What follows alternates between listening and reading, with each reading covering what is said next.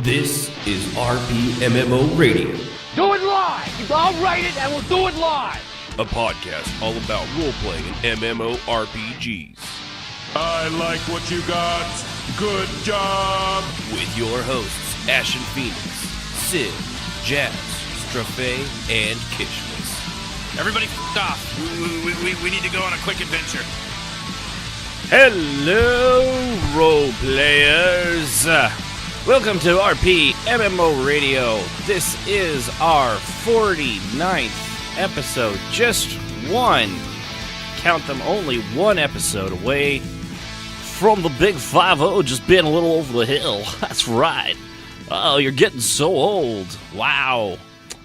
So this will be the psychiatric help you need.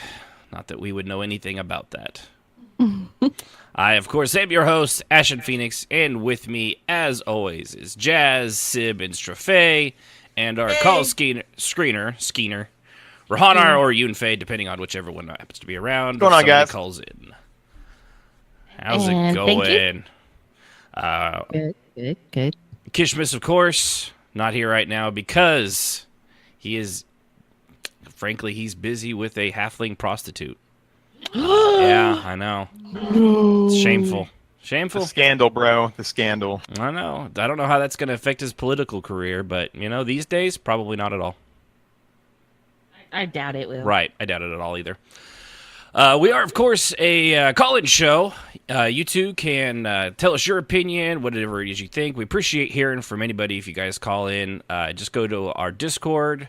You can go there by rpmmradio.com/Discord. If you join there, put yourself in the caller waiting room where Rahanar or Yunfei will make sure that you're, one, a human being, and two, that your mic works, and see what you have to say.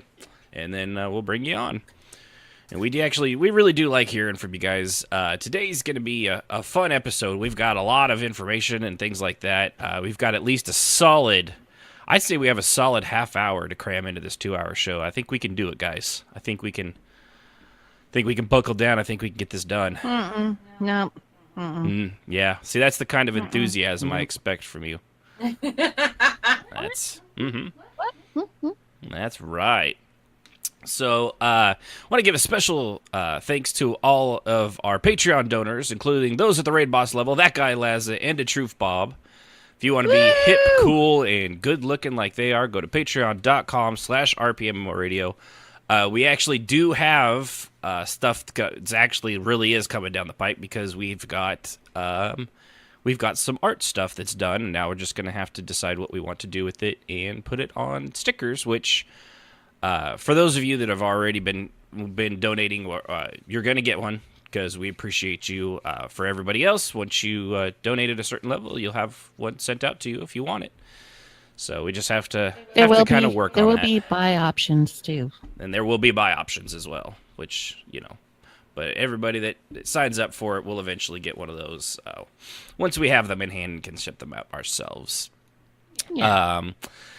So, for those listening on the thing, the podcast, you can always listen to us every Saturday 7 over at twitch.tv/RPMORadio. The rest of you, if you're listening live, Apple Podcast, Android Podcast app, Spotify, Podbean, anywhere you can get a podcast, you can listen to us. We appreciate that. We appreciate the likes, the subscribes. If you're watching live right now over at Twitch, go ahead, give us a like, follow.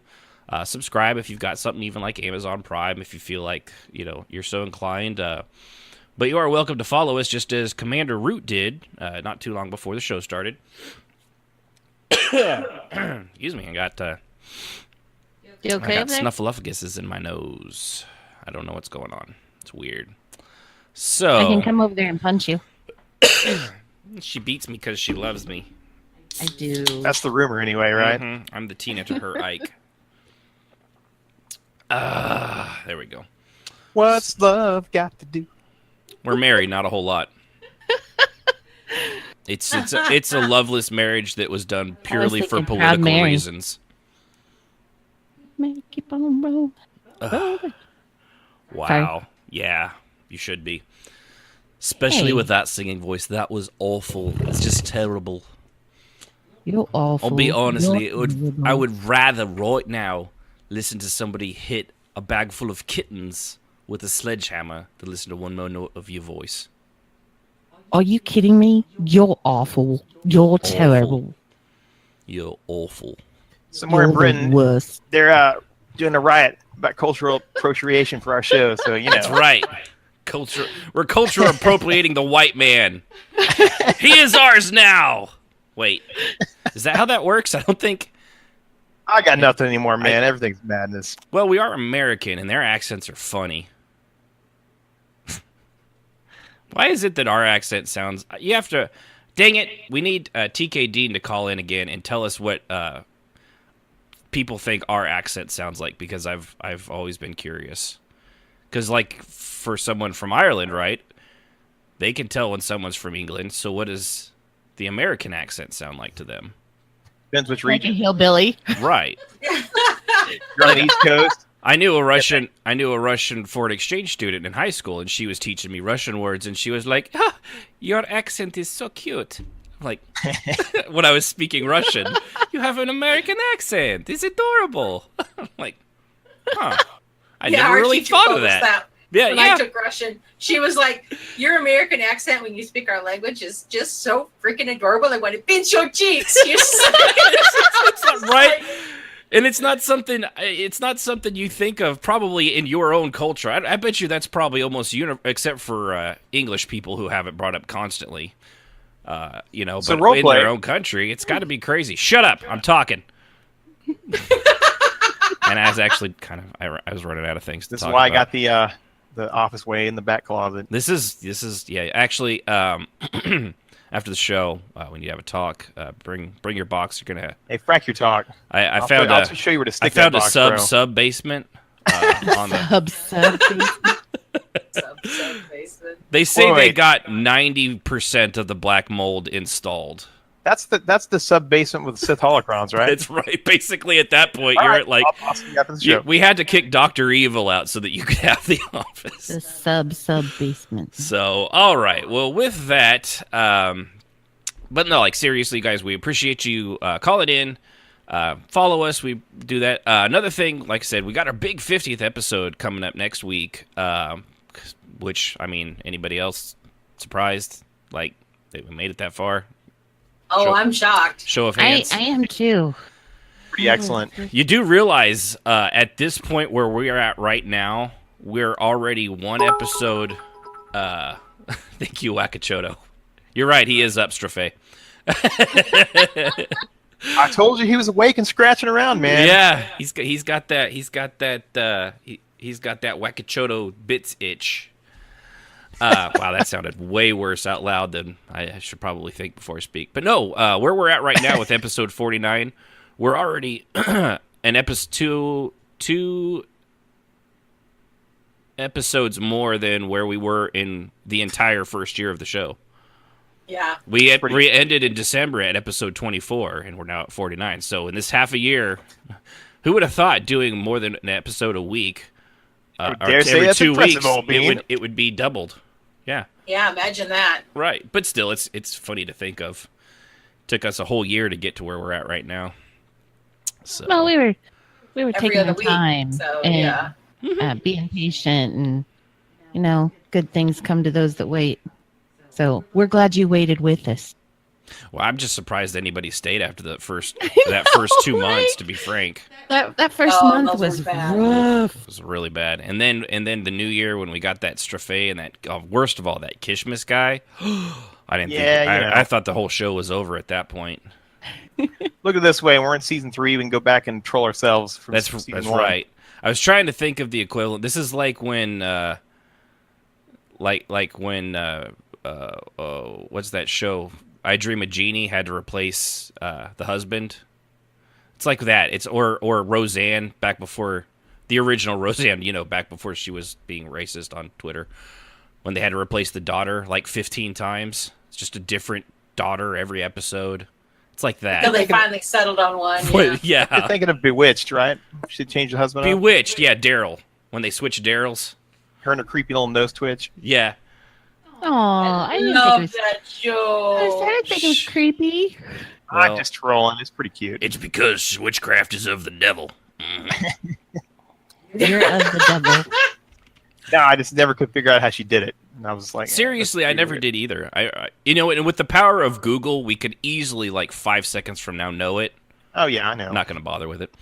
The power of Google. All right, so speaking like of that Google, skit. hold on. I got it. Okay, doing a search here real quick.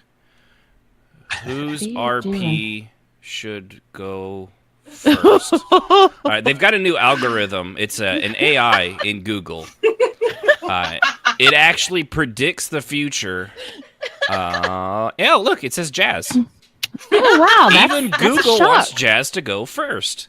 Thank you, Google, Sorry, our Jazz. future overlord. You're going first, Jazz. Yeah. You're the woman. Hey, I reminded everybody yesterday to make little notes about your roleplay throughout the week so that you would be better prepared. Sounds so thrilled. Yeah, and I totally did do that. Now I can't find where Well, I didn't get that memo. I had the discussion, but I never actually got the memo on that. Right, which is why it doesn't matter, because you talked to me during the entire week. You have the benefit of getting this, not 1 day a week, but all 7. Yeah. Sorry. I like that pause before she giggled, like she was thinking, "Oh God, what do I say?" Yeah, like how do I not escalate this to the point where he tries to cuddle with me tonight? Oh no. Right. Oh, thanks a lot, assholes in the chat. Fuck you all. Seriously. Exile, Rahanar, go fuck yourselves. She already has enough sympathy from everybody we work with. She doesn't need it from you assholes, too.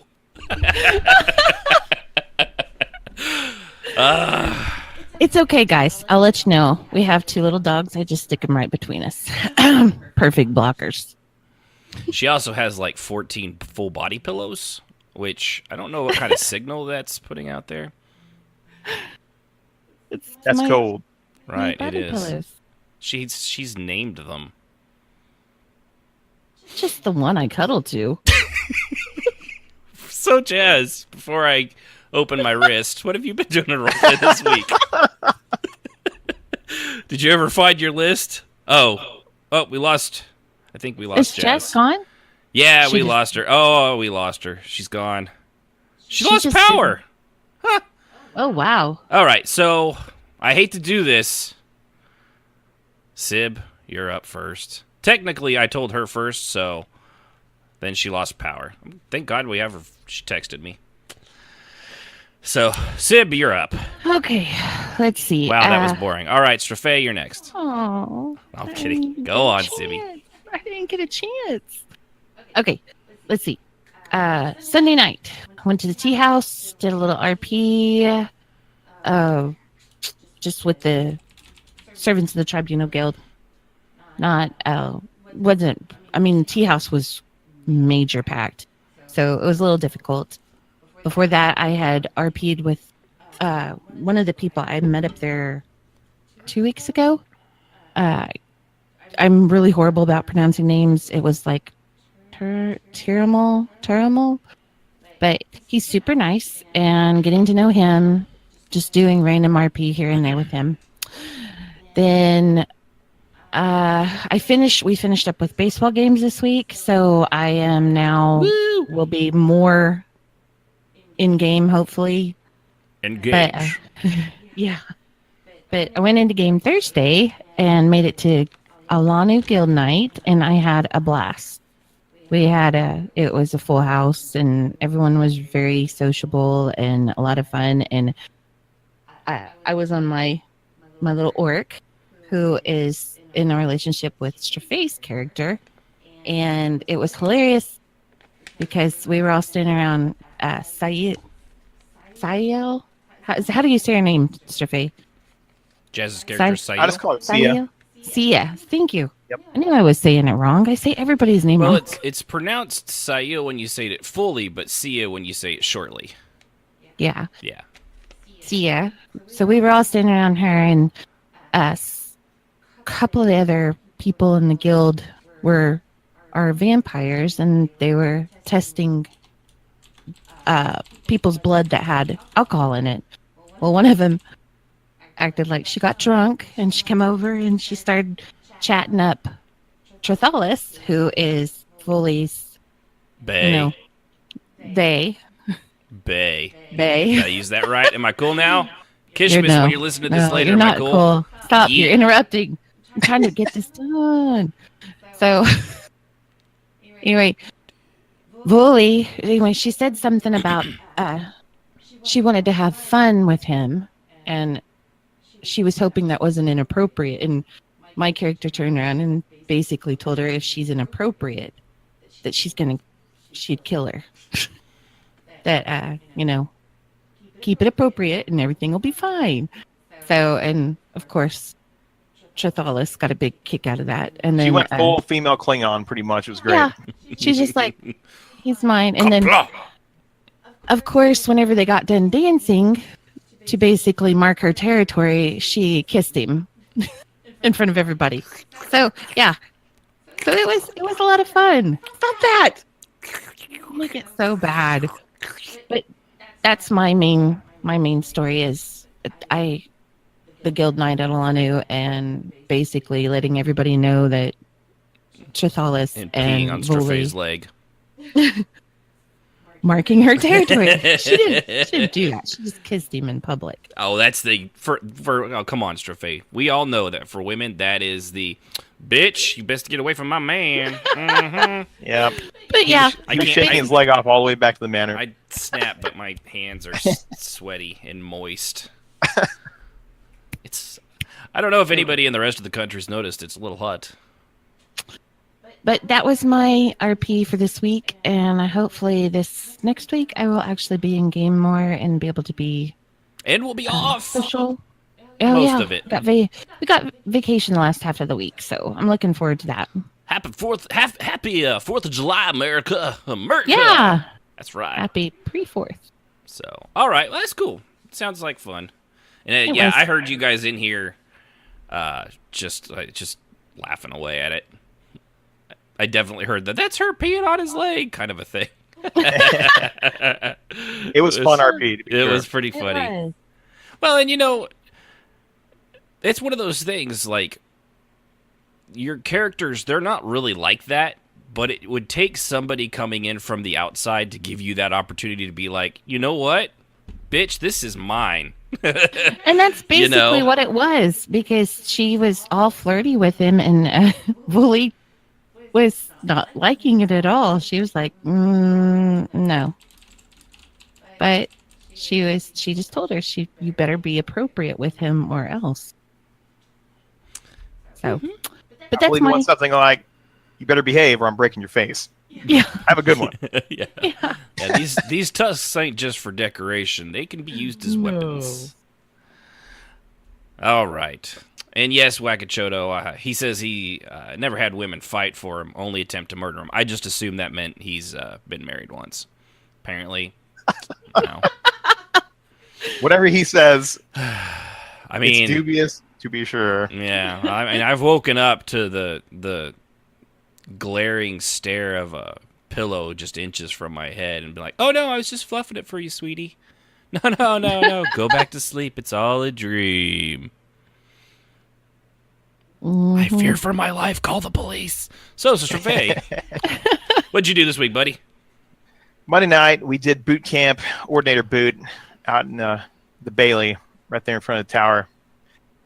And it was an interesting night because whoever was formerly in charge decided she was going to kill 3 Outlanders and show how tough we were supposed to be and pretty much make us all look like fools and see if we'd answer one way, but then, it didn't really matter what we did. The old she still bait was and gonna kill 'em. switch, right? Yeah, it was the bolt bait and switch.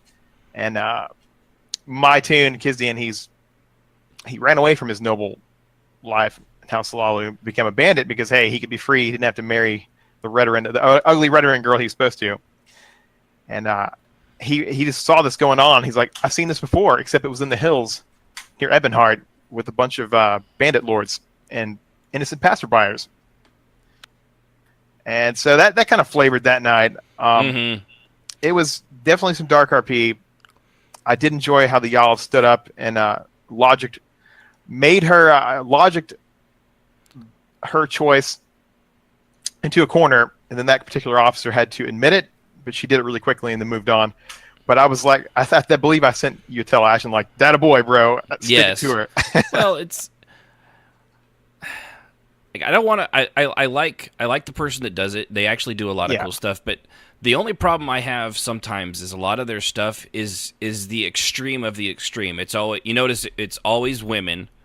It's always small children. It's the thing that's supposed to evoke like a serious emotional response, but the fact that it happens every single time, it makes it takes away. It's like when you're like the way TV has gone. Back in, like we were talking about with Bewitched. The golden age of television. Yeah. And then you say something that plays in that same time slot today, and it's like CSI, Miami, and there's someone's rib cage open, which, you aired that back then, but now you saw it all the time, and now it has no impact. It's just part of the story. It's like Kurt kissing Uhura. I mean, it was like the biggest thing. Right, that was back in the day. Now it's like no one cares. It's like, an interracial kiss, the first interracial kiss on television, and it's like, people were pissed, and it was this big controversy, and now, norm, and now, like, I mean, which is good. Obviously, a white dude and a black chick, or let's be fair, another black dude, whatever you're into. It doesn't really matter anymore, now that it's just, it is accepted. So when there is something to that, but in role play, you want, like, when babies are killed and stuff, you want that to be impactful, but when you do it every time, in their case, I believe it's the ring of power. Hey, look, I can do this, and look how cool I am, and this is how we're supposed to be, and let me drum it, let me beat it into your dome. Right. Yeah, it is what it is. The other part of that is that I don't care for when people do is the you give 3 options, all of which are wrong, and it's the bait and switch. It's the switch. Well, and like, really, I mean, the obvious answer was going to be which one of these of these 3 deserves mercy. Exactly. One was a thief that stole bread, one was a heretic that worshipped Daedra, and the other was a female-on-female rapist and murdered a child. Yeah, I'm not sure how that worked, but I didn't question it. Right. Jazz did, which was funny. And it touched Kizian because he is a former highwaymer. And so, and he went up with y'all. So they'll spare the Khajiit doing, getting bread. And he even said before that, he goes, she is kind of lying. She's a Khajiit. She has claws. She can go hunt game. Right. I don't believe I wanted you to recruit Kizian. You sat down there and shut up. Fair enough. But the point is, Kizian's a former bandit in their ranks, and they're killing a petty thief for bread. And Kizian's like, "Wow, I really am in the army. Well, this whole religious deal. This is a big facade." Right. Well, and technically, it's actually true. I mean, they are. Yeah, it is. In the scope of the lore, they are on the wrong side of history with the 3. So. And I mean, and the little secret at Kizian, he may or may not still pray to Azura and or Meridia. Just saying. You just keep that to yourself. Yeah. So he doesn't say anything. Right. But he saw all this going down. He's like, dude, I got to watch what I do pretty much. Mm-hmm. But it was the whole bait and switch. It was in a way, for me, in character, the way the question was phrased is which one of these would deserve, or could deserve mercy. Well, clearly it's the one that stole a loaf of bread. Yeah. The other one is a heretic, and the other one murdered something, so. But they're all Inwa. They all deserve to die. Right, that was, like, in character again, knowing her, as Tarvala does, the answer obviously was none, but that wasn't what was asked. They were given 3 options. None wasn't one of them. So, like, logically, that's the ones that, chickened out, that was not what was asked. So, yeah, it's not my favorite way to do that. And it also... I mean, I noticed it also hurts the in-character, I can't think of the word, morale, I guess would be the word. Oh, yeah, like trust. It hurts the trust. I don't know why I couldn't think of the fucking word trust. This means you can't trust your higher-ups because no matter what you do, they're out to smoke you. Right. And it was pretty rough. I know Zasher rolled poorly, and Zasher almost left. Yeah, and, she rolled really. I know, it's a shame. She's she said, she texted me and says, "Of course, something fuckered on Boot, so she's working on it. She's trying to get back, but I guess the power outage must have glitched her computer a little bit. I hate when that happens. Well, I know Raj there took him aside and talked to her. Yeah, and at the end of the that's what I night, told her. Is I like, think maybe he's rolls decided out to the best stay, way. and he came out of the barracks after Kizdian volunteered to clean up the blood because it was kind of personal to Kizdian at that point. Yeah, well, and that was, and that's the only way he could be defiant. It's like, hey, someone should clean this up. Pick one of the recruits, and Kizdian stepped up, and said, "I volunteer," and just started doing it. I volunteer as tribute. I mean, he just did it to. I know, it's just Hunger Games. Yeah, pretty much.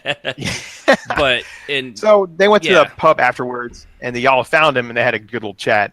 And I don't, because it wasn't just you guys, of course. If it was just you guys, it's not, which is enough to. I was just there for the role play, but it was also there were several other people that I could, there were a lot of people nodding and agreeing with Tarvala in, right in the middle of all that. Yep. This is not the best way to go about it. But I finding you guys, and it was a lot of fun just sitting there and chatting, even though she kept saying, hey, use my name or sister, and they're all like, Yalif. Because we're recruits. After a while, she just gave up on it.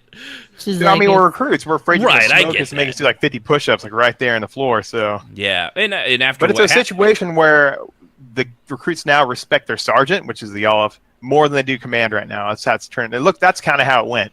Right, and that's why she's gonna try to do what she can to fix that, because obviously, of course, she wants to still be respected and listened to as well, but it shouldn't be her above aboves, So yeah, and then after all that, I think Kizdian got crop dusted for his I did trouble. Crop dust you. He looked over the recruit next to him and gave him a look like, really, dude? And the recruit's like, what? It's just a stupid thing I've done. I say right in the middle of all that, I set up a thing. Once the wind shifts, Tarvala crop dusts him from like 3 people down at an angle. Not really. It was good. It was really an OOC thing, but it was still funny to take it in character, just because it was completely meaningless. It definitely lightened the mood, because that was a dark RP. Yeah, that was. Yeah. Kishmas and you both do that. So towards the end of the bar night, Kizdian kept trying to flirt with y'all, and y'all was like, "That'd be charming if I could believe a word coming out of your head, Halalu." Yeah, it was a fun night. It was. Yeah, I don't know why, but for some reason it feels like she would just use his house name instead of his real name until. Oh yeah, he proves they all hate nobles. Yeah. Yeah, pay no mind that he hasn't lived a noble's life since he was like a young mer, but hey, it's still a deal. Right, but it's his attitude that comes off as like, I used to be a noble, or we're a scummy bandit kind of a thing. So it's just he's going off more that scoundrel bandit, like Dread Pirate Roberts thing is what he's doing. But Tuesday night. Go ahead, Sibby. Sorry. I was gonna say, I know one of my characters in the servants can't stand him. She wants to rip his tongue out. Yeah, but that's okay. And Hunter 9, I'm not going to start a co-op. Oh, a coup? No. English is dumb, by the way. I'll stand with you if you decide to hedge roll. Just saying. No, I wouldn't do that. There was a character that tried to do that, and it didn't go well. It didn't go well because out of character he was also a nut job and terrible. But in character he talk about overstretching boundaries. So, but no, that was actually a really fun night with, especially after the fact, role playing with you guys. I think that was the first time all three of us had been on like that. And it's true. Caves' character too, who was basically a washed out recruit. Like washed out. And he still didn't want to be in, but he found us in the bar. We found him in the pub. He's like, hey, you want to drink with us? Yeah, we need a drink. We're in the worst way because the whole crap show we watched. So what Tuesday else did night? You have? We did poetry.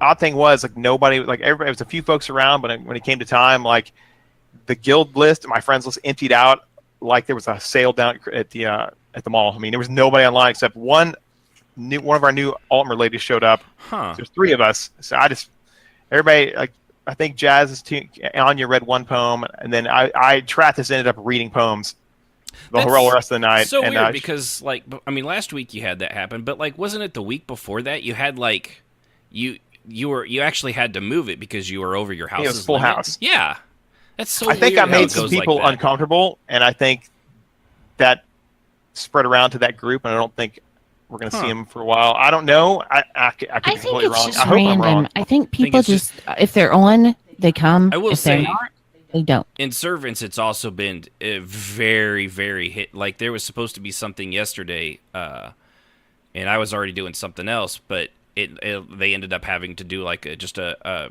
RP barbecue cookout because there just wasn't enough people around for what was actually scheduled. So it's just really with it's summer, just the it's summer summertime. thing. Yeah, I'm it really is summer. so hitting it. You know, and that was Friday, and then like a Friday before that, somebody had done, or maybe it was 2 weeks ago, maybe, but still in this lull. I forget what her name was. One of the people did something, and she had like 20 people show up. You know, and then a week later, the same exact night, nobody's around. It's just the fucking summer. It's just It's so a wacky. summer. It's Yeah. hit or miss, but we had a good time anyway. Yeah, that's cool. Wednesday, I was at church, so I didn't see anybody until late. Seeley, me and Jess decided that Anya and Trath were practicing the harp and the violin, doing their music hour after lunch, being a bunch of snobby high elves. Thursday was Gill night, and that was fun. There was a lot of people going there. Everybody was chatting it up. Voley, of course, showed up later. Trath moved over to talk to her at some point. I already stole the story. We got Sorry. Sia. Yeah, so Sia was brought in by one of Trath's troopers assigned to him, and she needed a bit of fresh air. Her tune has gone through some pretty much an epic beating, and she's on the mend. So we went over to talk to her, and yes, this drunken vampire girl came up to Trath. You look so fancy, Hiccup. I want to learn how to dance a fancy opera dance. And Trath was like, I see. How unfortunate for you, darling. Damn it. I was drinking. We also decided that Trath is supposed to sound like Roger Moore, so that's even more. Yes. Is that what you pretentious. guys were talking about? I thought you were just talking about James Bond shit, but No, we're talking about Trath's No. British I getcha. accent. How funny. So apparently it's Roger Moore, and that's what the ladies decided. I'm like, hey, I'm cool with that. Mm-hmm. So she drug him off. And Trath kept looking at Voley because Voley kept giving the look like, I'm watching you, sucker. Like, I'll end you if you do Getting something that I don't like. female stink eye. Like, keep Yeah, it's a stink eye. hands above the waist and below the rib cage. Yeah. At that point, Trath said, very well, we're going Shoulders. to do a Shoulders. Altmer waltz, which was like a court dance where nobody touches each other. You just dance and match each other opposite. And so he tried to teach her that, and she was so drunk she fell on her butt. Draven came over to take her away. Trath saw his out, came back over to the group. And while they're still watching, then Voley pulled her stunt where she grabbed him by the collar, pulled him down to the proper height, which is her height, and laid one on him, which messed him all over because Trath is used to the whole Altmer courting, which is years and years of we'll go out somewhere, we'll have a talk, we'll share information. Eating a fine This and that. cheese, perhaps? Yes, exactly. It's all prim and proper. Like, no one ever touches an Altmer dating.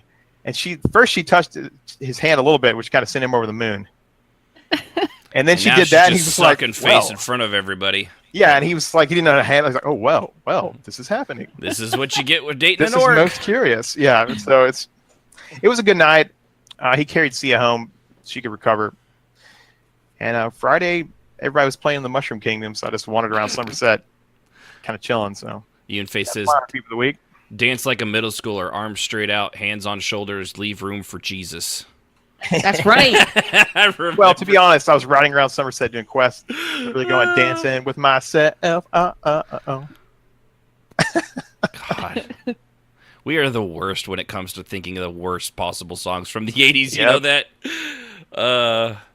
That's That was- really idle, though.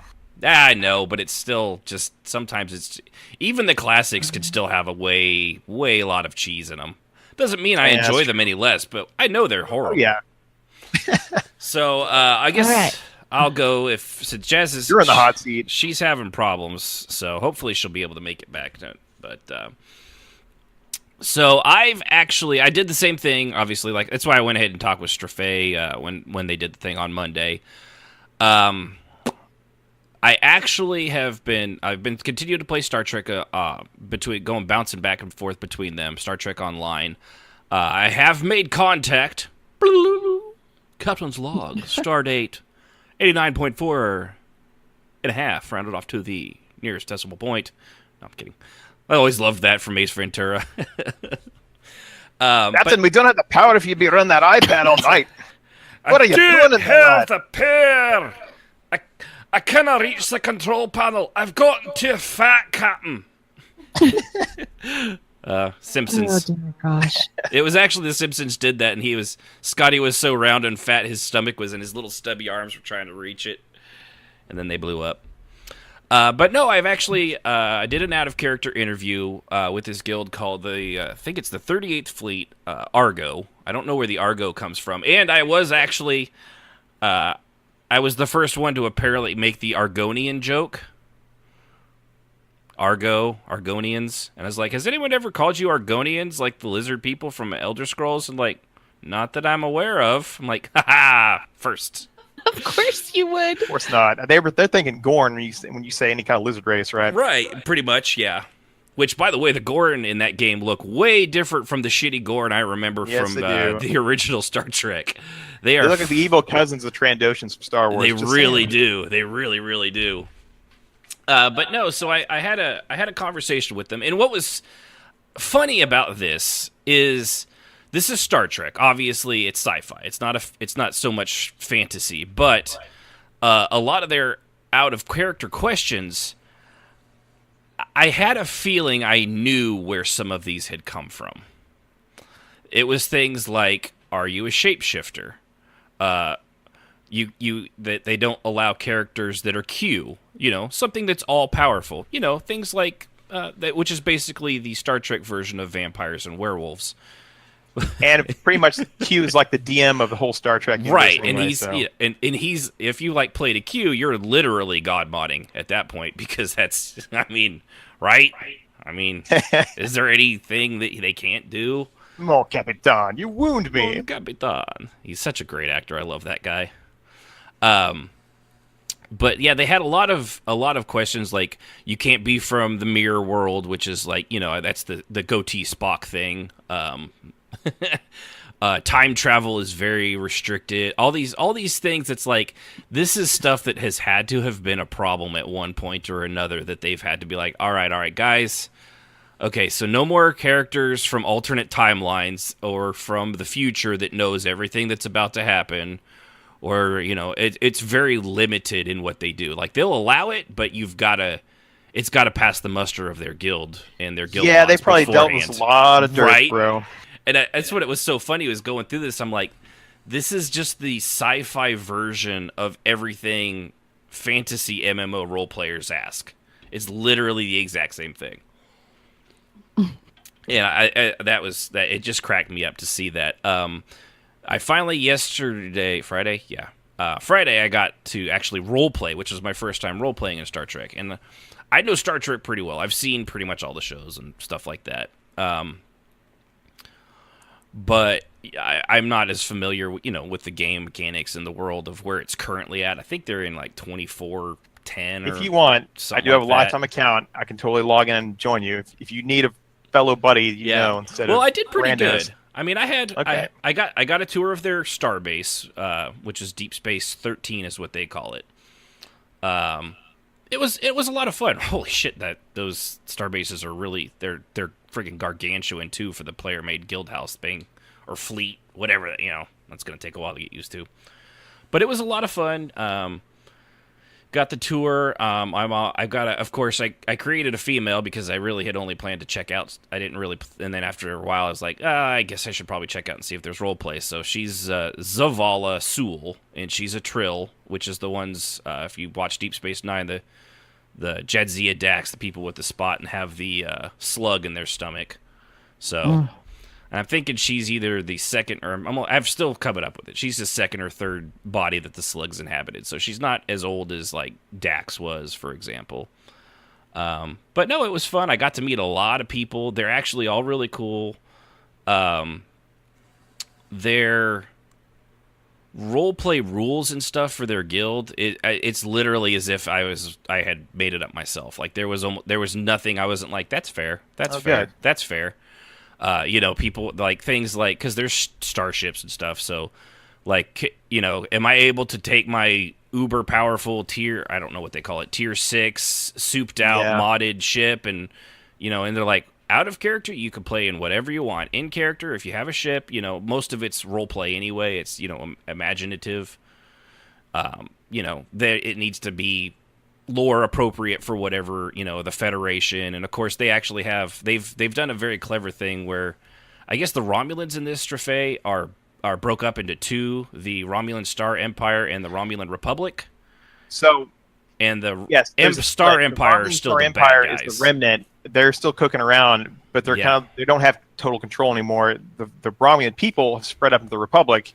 Right. And they either ally with the Klingons or the Fed. My Romulans allied with the Fed because what better way to get into the Federation's database while we're still friendly? Right, and I'm just saying. And that's what this starbase is supposedly that's the premise of this 38th Fleet. This Argo it's a joint task force of the Romulan Republic. Yep. Whatever Klingons are still, I guess, because technically in game, I guess that Klingon war is over now. So I know that was a big thing for a long time. And I'm still playing through it, but game-wise, I guess it's over. The whole Romulan content is so cool.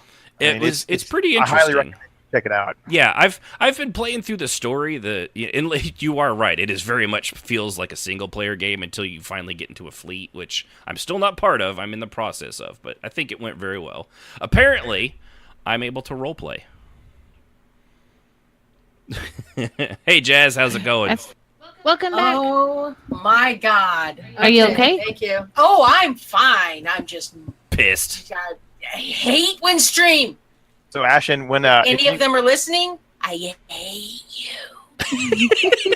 That was terrifying. I'm back.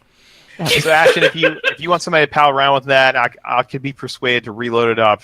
Yeah. Hang out with you if you need a fellow buddy. I mean, so far I've not run into anything that's multiplayer content. So, but if you're interested, it's very solo-ish, and even the guild stuff, like the guild I was in, wasn't very friendly. So yeah, these guys seem very active. Like I said, when I was just in their base, they have a neat thing too. Like I saw the person I've been talking to sitting there in the starbase in a spacesuit, and I thought that was weird. And then she sends me tells like, we put on spacesuits when we're AFK or OOC. I was like, oh, okay, well that makes sense because I guess they don't have a tag just like ESO doesn't have one so that you can go AFK and know it. Yeah, that's pretty clever. So they just slap on a spacesuit and like, boom, that person's AFK. It's like, okay, well that makes sense. I'm glad I didn't try to interact with you first. Well, that's cool. I'm glad you found a good roleplay cell there. They're kind of hidden out.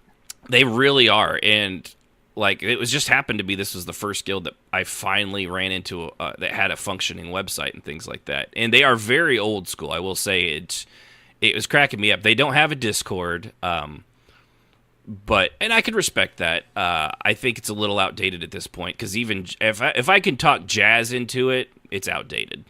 That's probably accurate. Right. And I understand their reasonings. It's a lot of the same ones she gave at one time, like people shouldn't be forced to, not everybody's comfortable with voice chat and things like that. But with Discord, there's just so much more to it than the voice chat at this point. But holy crap, we're almost like an hour into the show. I'll shut up. But no, it was a lot of fun. I look forward to maybe having some different stories outside of a fantasy setting to share here. I'm not leaving ESO or going anywhere there. I did have one other thing happen, but I'll let Jazz, what'd you do in roleplay, and then I'll hit that, and then we'll carry on. Why don't you finish, and then I'll talk? Because what I have to say is very depressing. It isn't really roleplay related, but I still want to hit it. So I'll let you go, because that's all I had in the roleplay. Yeah. Okay. Well, I was rudely interrupted by losing power, and then not me this time. Deciding that they didn't want to boot up. No, not me either. My modem completely forgot who it was. Isn't that fun? So it had RP amnesia. Yeah. It had chain-nesia. So let's see. Saturday, I don't remember what I did. I know I did just some general casual roleplay. Sunday, we did the tea house, and well, I should back up a little bit. The previous Friday, before the last podcast, we had a big RP thing start up in our Talbani guild.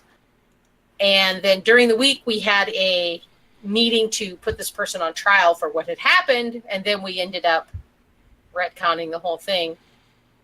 Which, oddly enough, kind of goes into what we have today with the psychiatric reasons. People are fucking crazy.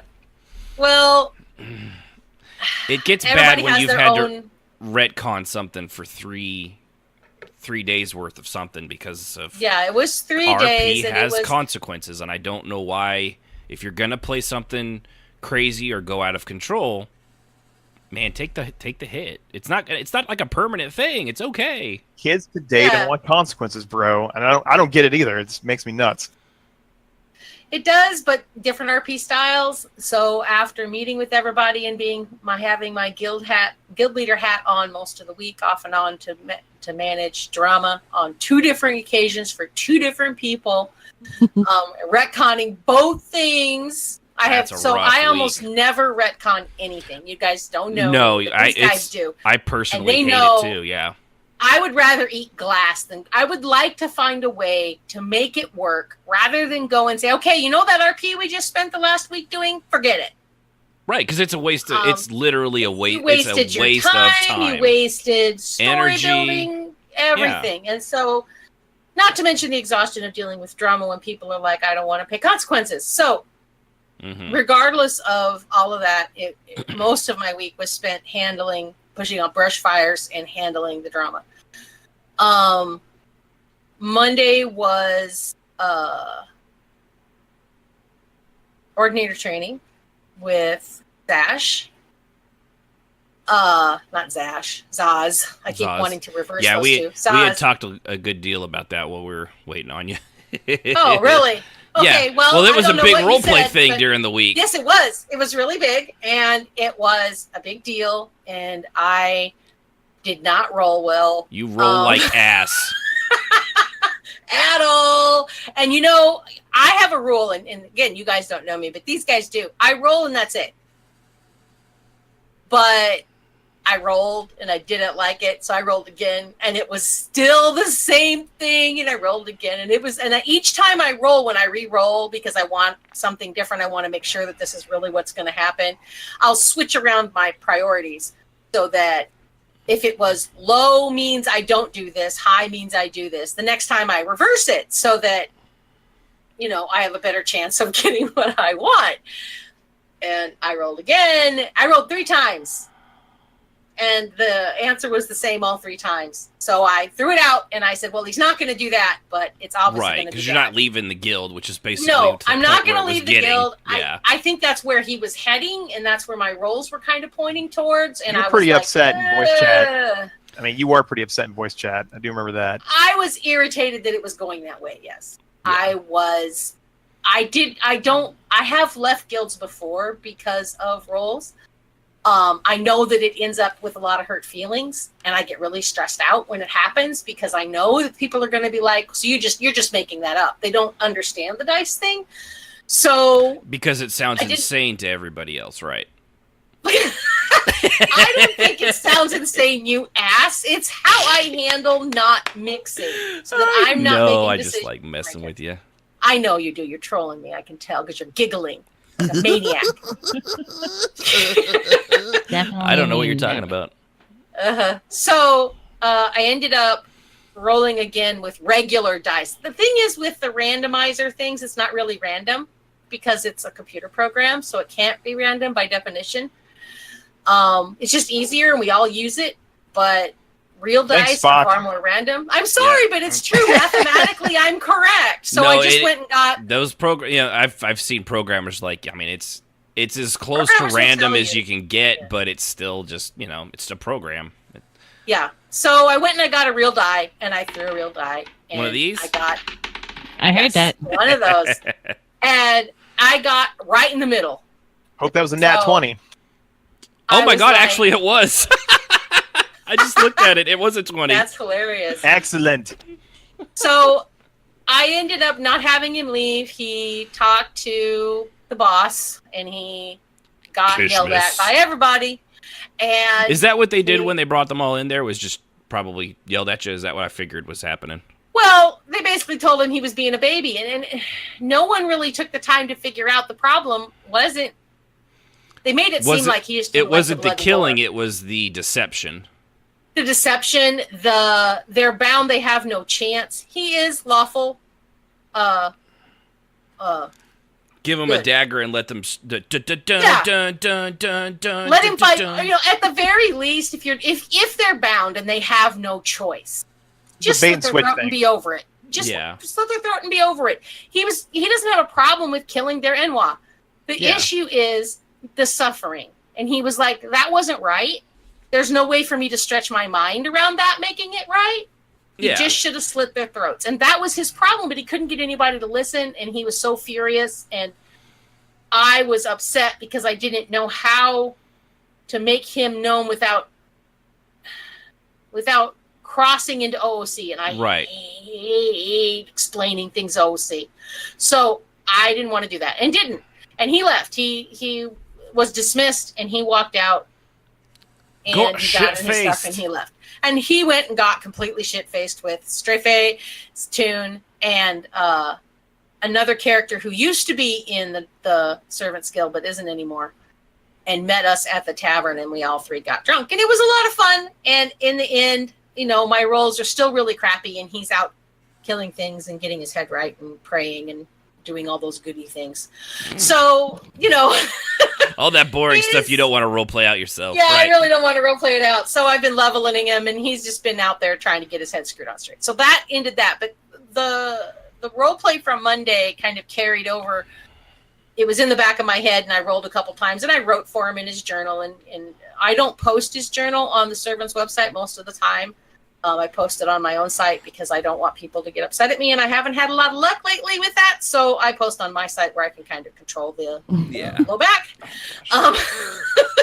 I write, as they can attest to, very acidic and blunt, and I don't have my characters pull their punches when they're in their journal because it's their journal. Right. Anymore. And not everybody understands that, and they're like, you're being mean to my Toon. No, he's just being your himself. Toon doesn't know anything venting about it. What are you worried about?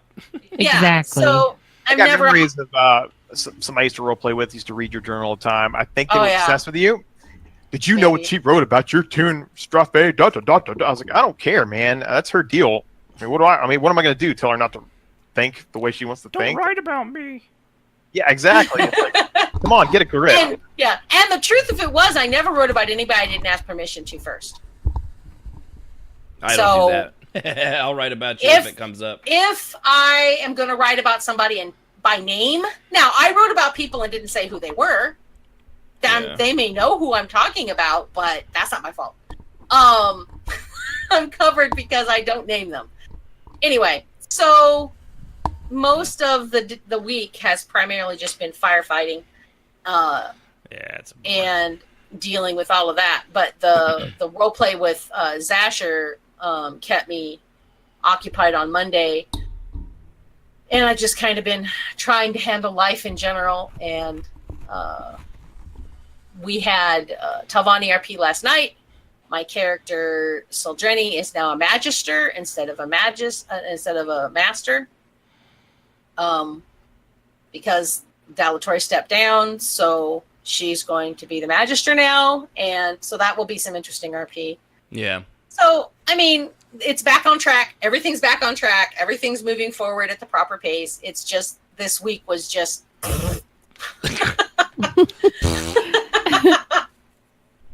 Yeah, and they happen. And we had a really rough week. The reason that you'll understand now, is we had to put my dog down yesterday.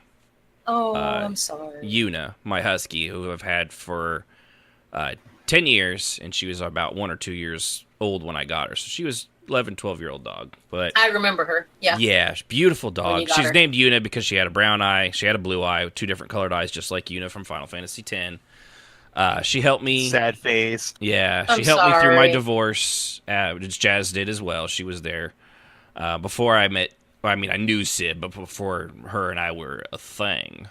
Mm-hmm. He just kicked me when he was feeling angry back in those days. That's right. Wait, I was always nice to you, you piece of shit. I rest my case. But she's... I'm sorry, honey. I know that dog she was... She couldn't see, she couldn't hear. We can't have her in the house because she gets stuck like in a chair leg. I mean, she didn't know where she was.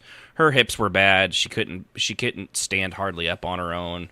So it was just getting worse and worse. She had no quality of life, and unfortunately, it was time. But she was my baby girl. She was there for me, after my divorce. She was the first thing I got that was mine, And no matter how many times she tried to escape, she's a fucking husky. She either always got returned to me, or if I went and found her herself, all I had to do was open the car door, because she liked car rides more than she liked walking. So she would always just jump right in. If I chased her down the street, she'd keep running. But if I jumped in the car, went right to it, cracked open the door, and went, "Come here," and boom. I do want to share one story. It was one Sib reminded me of. It was at our other house. It was a nice day. We had the back door open. I had made myself an adult beverage in a cup. It was one of these little plastic cups right here that you guys can see on there. They're just a little, they're like they're like almost like a Solo cup, but made of Solo yeah, cup. but they're reusable kind of a thing. So I had it on the counter or the coffee table in the dining room. I went to the bathroom and come back, and my cup is gone. It's gone.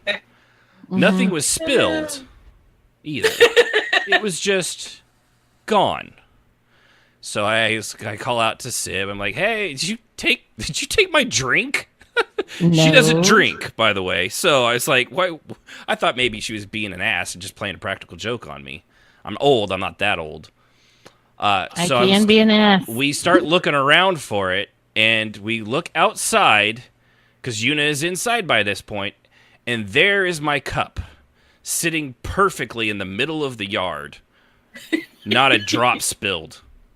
She picked the damn thing up with her teeth and carried it all the way out there so that she could sneak a drink and see if she liked it, realized she doesn't like alcohol, and then just came back inside and left it there. Yeah. Perfectly That's fine. Hilarious. She's just such a mess. I love that dog so much. So my Yuna's gone, but she was a good dog, and so that's why I'm a little scatterbrained, and I probably won't be. I definitely bawled like a fucking baby. There's nothing. I lost it. No shame in that, bro. No. Oh no. No, that's your doggy. You're Han Solo, that's your Wookiee, man. That's not cool. So as soon as Sib, I understand she didn't want to be there because it's rough, but she went very peacefully. As soon as the nurse closed the door, man, I lost it. That was. I felt so bad. You never want to have to make that choice for any animal, but I'm telling you, people, if you have something that you love and it's got no quality of life, it is an animal, it is a dog, but it is like family as well. Mm-hmm. Don't let it suffer. Just it's a hard choice, and you will feel guilty for it, but consciously you've got to follow your brain over your heart and just make the right choice for them. So that's my little PSA. So, and also probably why I've just been completely out of it and all over the fucking place today. So, yeah, but no, I wanted to let everybody know because she's worth at least a quick couple minutes there. So, to the epic Wookiee that was Yuna. That's right. Salute. My baby girl. She was a sweetheart. Mm-hmm. So, with that, now that I've depressed everybody, we'll go ahead and hit our main topic right after a word from our sponsors.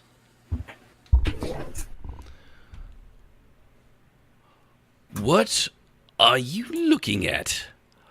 Are you looking at me? Oh my, oh yes you are, that's right baby. Daddy has all of your... Don't look at me. Yes, you.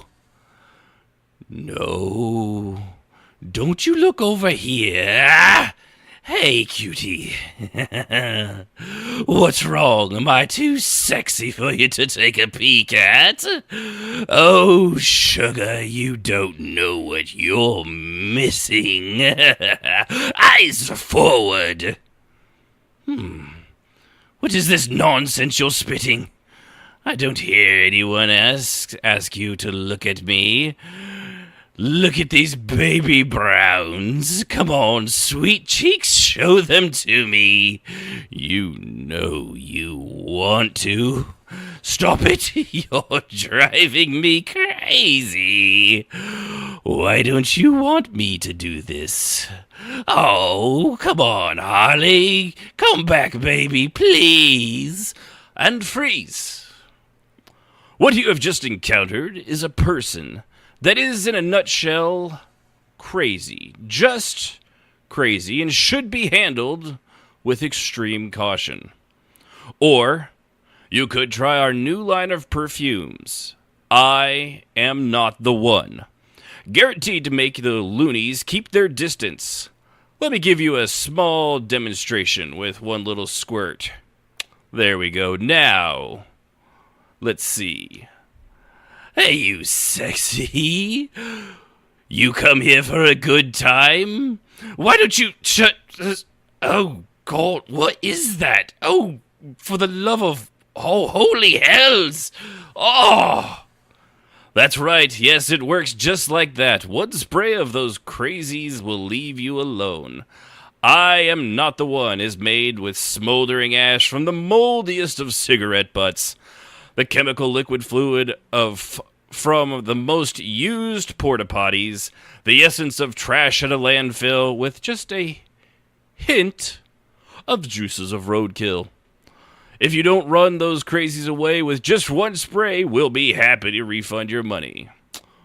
Warning, not responsible for infections, rotting flesh, septicemia, rashes, loose stools, bleeding from the eyes, puking blood, whizzing, blindness, cold chills, hemorrhoids, hair loss, weight gain, weight loss, memory loss, loss of friends, or the gum disease known as gingivitis. Use at your own risk with extreme caution. Nice.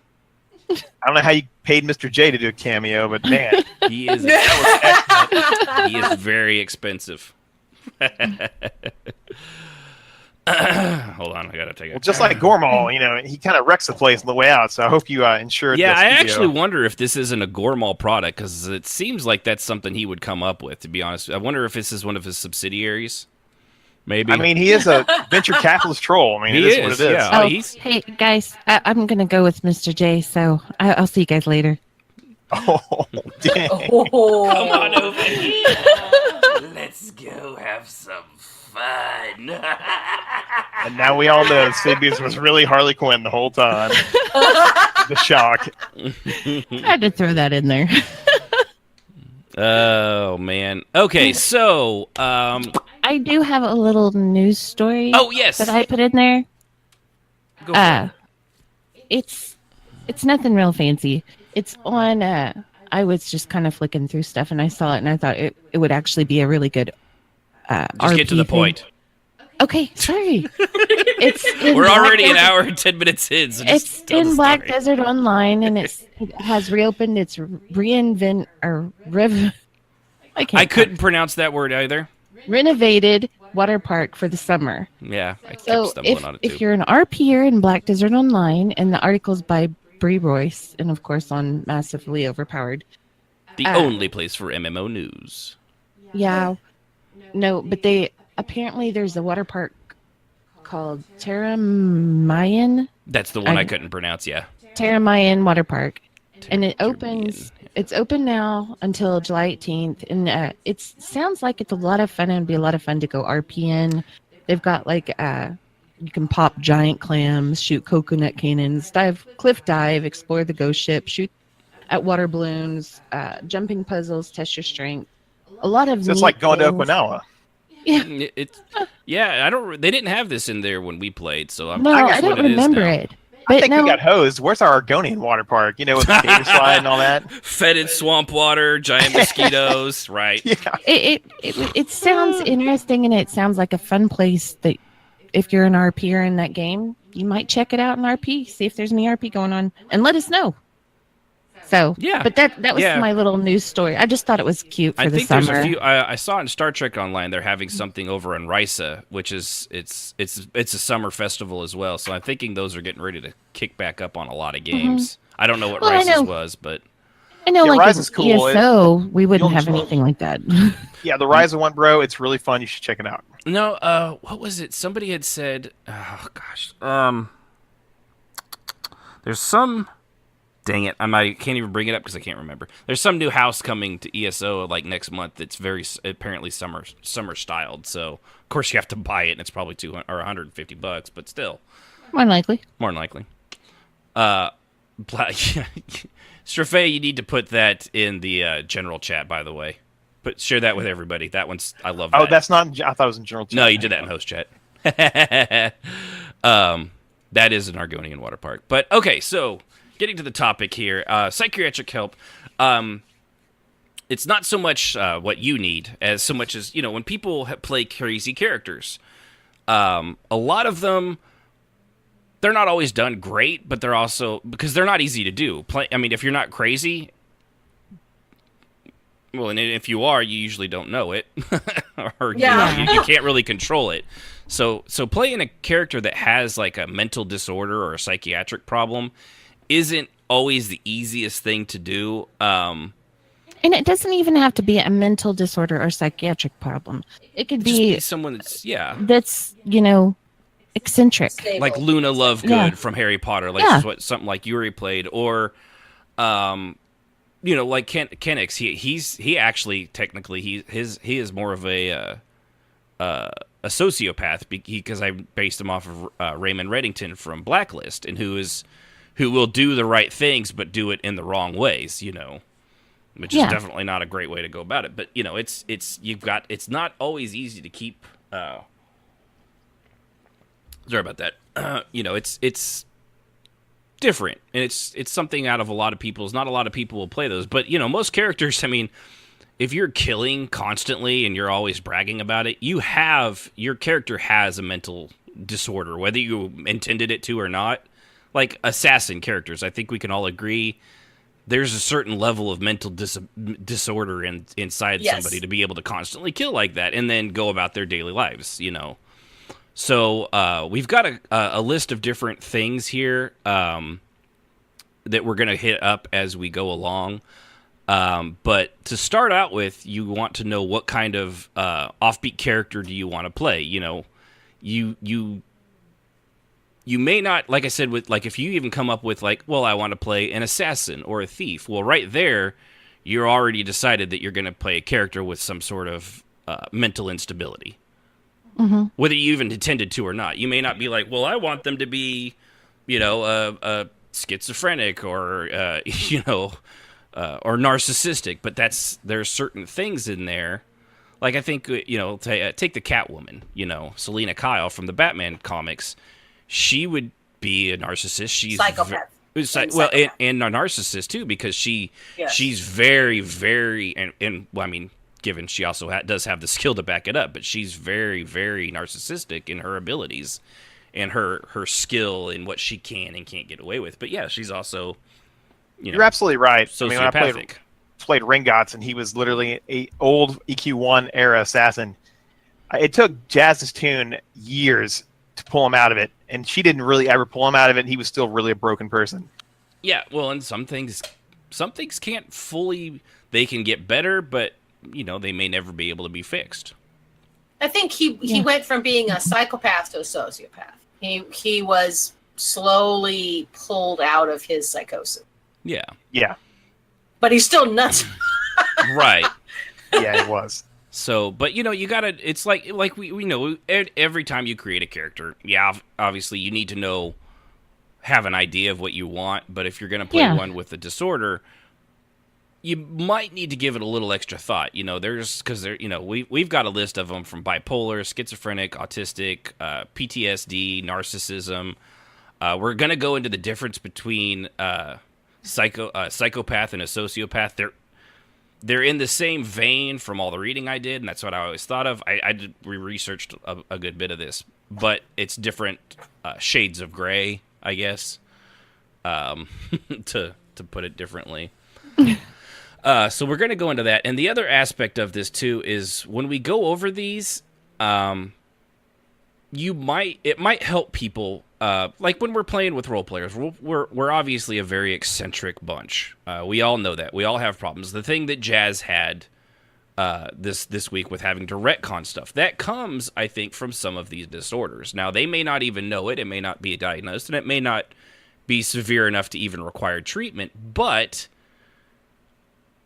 maybe going through these, when someone says they're bipolar, perhaps after this you'll understand, everybody, and the problem with modern day is everybody, it's cool to be sick. So when everybody's pretending to be sick, it's not nearly as impactful, and it kind of takes, it's like when everyone cries racism. There's really, really bad racists, but when somebody does something, it's like just because the person was an asshole, everyone says it was racist. It takes away from the real syndrome racism. Of the boy who cried wolf, right? Right. It's called they call it the Overton window. Is as well as the, if you want to get into the ugly stuff of it, where stuff changes so drastically, the window moves and people fight against it, and so then the window moves back, but it doesn't move back quite to where it used to be. It's still a little forward. So it's a little bit more, it's a weird thing. So we're gonna hit up on that too, because it happens. I mean, we're all a little going through this. I'm like, well, shit, I got some serious issues. According to if this is even partly true, I might have to go get myself checked up. This would be a great episode for Wacky Chodo to call in, because he is a Navy Psych Tech. There you go. Corpsman. I don't know if he will or not, but I wish he would, because he could probably pronounce us all nuts. Probably. But he listens to us, so I don't want to know foolish? if I am. The fool or the fool who follows him? But what's he know? He's a Trandoshan, and Moonslide is a halfling, so, can you really trust that judgment? You've got a good point. You've got a very good point. He's probably all hyped up on Jum, so, yeah. He is a Jum addict, yeah. That's right. Love you. Sorry, I didn't. Go ahead, bro. Sorry. No, I was trying to think of something funny to say to him, but I was just like, nope, just love you, Wakachoto. Also, thanks for the other bits that you sent in earlier. Yes. Someone was talking. Totally call in Wacky. We need to make us crazy. Sorry, my nose is itching like crazy. You ever get that where you can't concentrate because your nose starts to itch? Happened to me. Don't get discouraged if you go, like, when you first come up with this, like a wacky or nutty tune. It doesn't always work. Prepare for hiccups. Prepare for pushback. Like I had with Bargnar, who was played as, he wasn't really a nutter, but he was a dwarf, which makes him automatically a nutter. Yeah, I was going to say he was a nutter. Right, but because I played him like a true, stubborn, kind of ignorant dwarf, and people really, loved him, hated him with a passion of 1,000 white hot suns. Yes. Or your Yuri that you had made. Yeah, Yuri. Yeah, whenever I played her in Final Fantasy, well, everyone actually liked her. She was super nice, but they asked always, if she was special, like retarded or something, she was, and special. Yeah. They treated her with, I felt like they treated her with, kind gloves. Kid gloves. Kid gloves, yeah. Because she was just, and what I wanted was somebody, I created her to be like Luna Lovegood. I wanted somebody that was kind of off the rocker, not all there. And what in her backstory, if you knew it, you knew why she was that way. But it didn't, I couldn't convey it well. So that was the problem. Because at times Luna Lovegood, she's very useful, she's very smart, and your character was both of those things too, but sometimes she just came off a little, I don't think it came off exactly how you had intended it to. No. So keep trying, Strafay, you almost got it. And I'm trying to send you some info for Wikigoto. He wants to try to join in. So go to rpmmoradio.com/discord and just click the Discord link. It will automatically invite you. And just throw yourself in the caller waiting room after that, and Yunfei will make sure all your stuff is working. So, yeah, if there's anybody else, too, aside from just Wakachoto, if you want to call in, rpmmoradio.com/discord, click the Discord link, and just join us, and you'll be part of our Discord forever. Endeavor, endeavor, endeavor. So yeah, you've got to be prepared. I tried to do one once that was based off of like a Robert Downey Jr. Iron Man, and Jesus Christ. Oh my gosh. Yeah. Robert Downey Jr. Iron Man, and it fell completely flat. It just People he came. hated him. Yeah, well, and it happened all of once. I was like, nah, some things just can't be portrayed in text, you know. But yeah, you just have to be prepared for hiccups and things like that. Jazz, Mr. Faye, you guys ever had besides Ren? We knew Ren was a crazy. Ren was definitely nuts. My Wood Elf, actually, the tune before that, suffered. He literally watched his parents being shamed his whole life, so he had an irrational hate of dark elves. I mean, irrational hate. That was the bane of his existence, pretty much. And it might have been his downfall had I actually played him out the rest of the way. But other than him, no, I guess Gormal pretends to be dumb, but he's really smart. Other than that, he's just a troll. Yeah. Jazz, are you there, Jazz? Yeah, I'm there. Oh, okay. I was just listening. Oh. No, a lot of my characters have one disorder or the other. I purposely set them up that way. I rolled them that way. And no, I don't always mean for them to, but when I list it as a possibility and then I roll dice, and you know how I roll. Mm-hmm. So I almost always ended up with something odd with each character. I think my two sanest tunes were Unali and Zarish in EQ. They didn't have anything wrong with them. They were pretty much probably mildly dissociative from their lives, but nothing just really off the charts. My craziest tune was a cross between, it was either Vaca on her bad days or Eli was really my craziest tune. Mm-hmm. Because I had to do a lot of research because didn't know much about bipolar. And I wanted to roll an untreated bipolar alcoholic. And so I had to do and a vampire why don't you top of that. Go into down there where we have bipolar, because you added a good bit, and it's good stuff too. Yeah. So why don't you hit what the bipolar disorder is? It says a disorder associated with episodes of mood swings ranging from depressive lows to manic highs. There are variables to this where you can be unipolar and stuck in one swing or the other, sometimes for years. However, the most common form is mood swings that range from darkly depressed to violent to self, and then wildly social, charming, and completely lacking in mental and emotional stability and control in making responsible decisions, in dealing with life, sexual contact, financial choices, food binging, you name it. I mean, they can't, when they're manic, their decisions are basically ego-based, almost like a 2-year-old. They just kind of want it, so they do it. And they don't really even think about the consequences till later. Whereas when they're depressed, they tend to be like blackly depressed. Right, can't get out of bed, that kind of thing. And so I researched and read everything I could find on bipolar before I played Eli. And then I read about what happens when people like that drink. Yeah.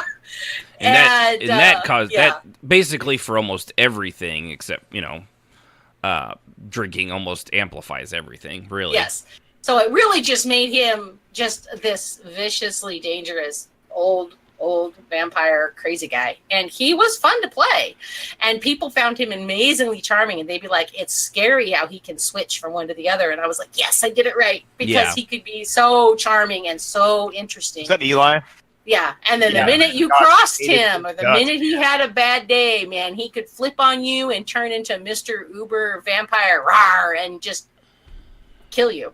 Rengots hated his guts, man. But he hated all vampires, but that one particularly, because of his childhood abuse, Ren's own childhood abuse. So, that was an interesting role play with that in those days.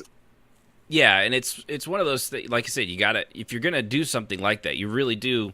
Do yourself and the character a favor and justice. Do it. Just a little bit of research go a long way. Even just a page or so of reading will really go. It's worth it just to save yourself the trouble and the time. Even later. Just reading a very general webpage will help you form your character better and to understand what you're walking into. Because, in my opinion, only if you say my character is bipolar, and you instead just kind of wing it off of what you've heard and what stereotypes you think are involved, and you don't do any research, you're actually, not only are you going to come off as being an unbelievable character, but you're doing damage to the perceptions people have of the mentally ill. It's important, in my opinion, if you're going to play someone who's mentally ill, that you do the research enough to understand what it is you're playing. Yeah, you don't want to perpetuate a Yeah. false narrative. Right. You want to make this realistic and to have people understand it, not to build people's understanding, even if it's in role play, to what you're talking about. Yeah. And just saying, oh, he's an asshole because he's a bipolar. Right, No. which is, it's right. It's like, and exactly. You want to do all that stuff justice. And it makes your character far more believable as well. That and we'll have him on here in a sec. Wakachoda said in the chat, don't fake a mental illness. And that's definitely for real life, but if you're going to play one out, it's perfectly willing. I mean, people write mental illnesses into characters all the time, but it was like, it's one of my favorite lines from Benjamin, oh shit, is it Benjamin Is it Cumberbatch? Did I get his name wrong? I'm just thinking of Ben from Honor. Not Benjamin. What's fucking Doctor Strange's name? Strafay. Oh, that I don't remember. I mean, I watched it, but he's Cumberbatch. Captain America or Thor. So I think Cumberbatch is the correct. It's Cumberbatch is his last name. I can't. I'm just totally. Oh yeah, on you his mean first the name. new Khan? Yeah, totally. But Cumberbatch in when he plays as Sherlock Holmes at the BBC, he's people are like, you're a psychopath. He's like, actually, I'm a very high functioning sociopath.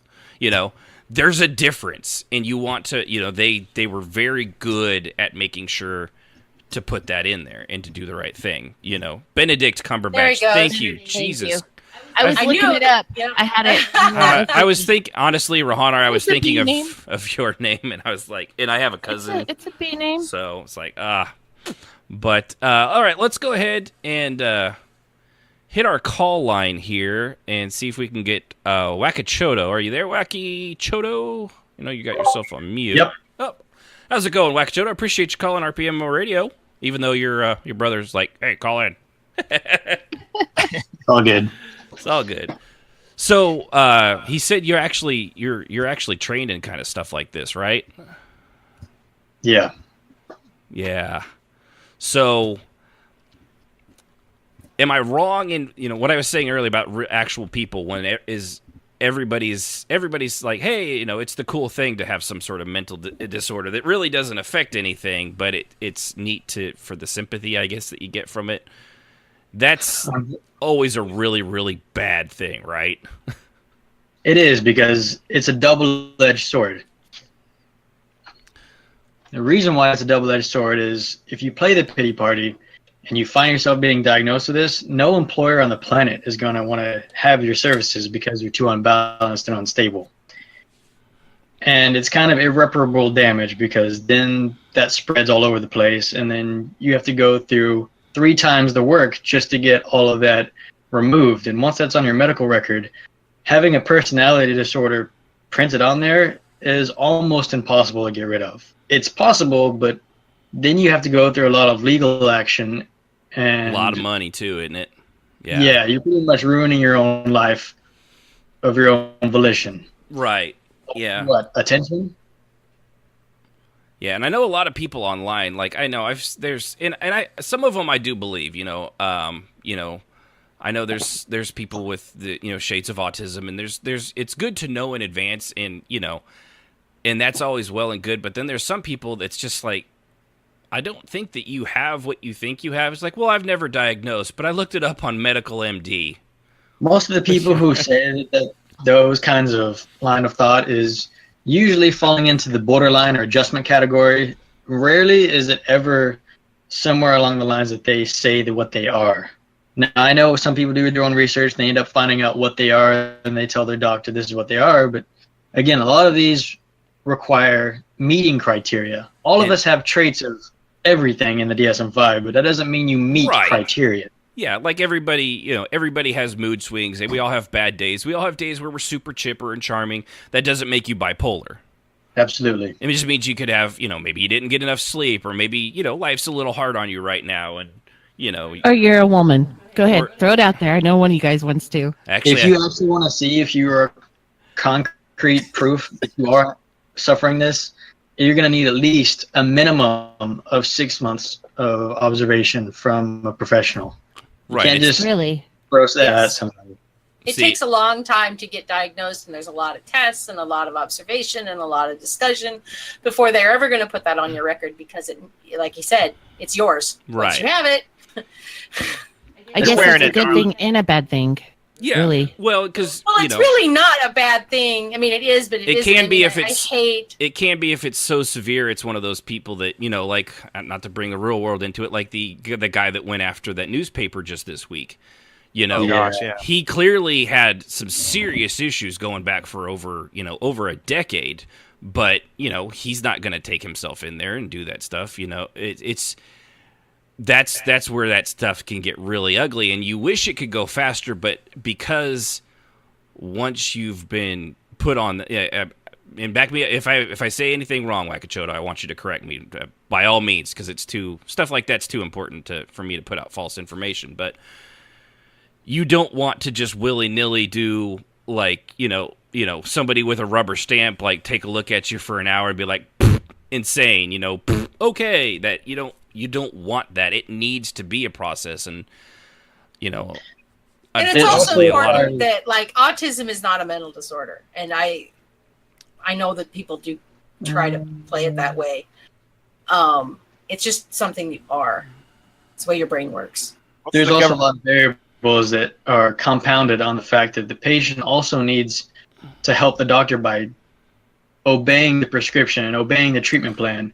right. For this guy who just shut up the newspaper area, he probably wasn't following up on his treatment. He probably wasn't taking his medication as prescribed, which leads to him decompensating and all of his chemical levels in his brain going way through the roof or plummeting way through the floor, depending on what's going on with him. And that sets up so many catalytic events that pretty much forms in their head. It's a me versus them mentality. And I can speak for that personally. That's how I lost my dad. He had a chemical imbalance because he was spraying. It was the dumbest thing. He was spraying webworms in a tree with a chemical pesticide that he shouldn't really have had.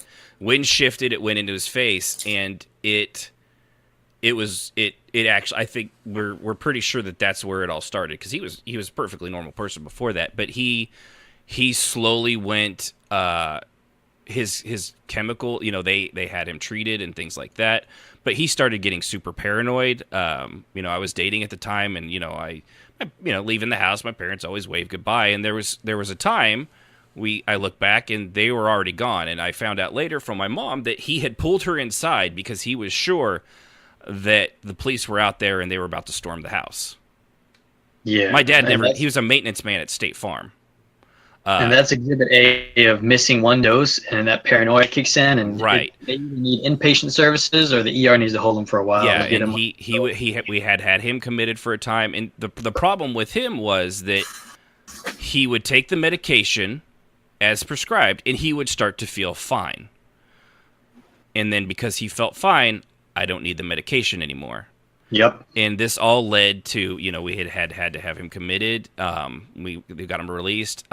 He had gone, and eventually this led to his death because he had gone down with my Papa Allen, my grandpa, his dad, down to see my Uncle Matt down in Texas. And on their way back, he was having an episode because he hadn't had his episode or had his medication, and he wasn't feeling good. And my grandpa had said, "Hold on, Paul, we're almost there, and then you can get out." He heard "you can get out" on a highway going 70 miles an hour. He opened the car, and he got out on the highway, and then he got hit by a truck because of his chemical imbalance and because the way, like exactly what you said, the medication wasn't prescribed as it was, and it was a horrible way to lose him. It was a terrible thing, but it was preventable.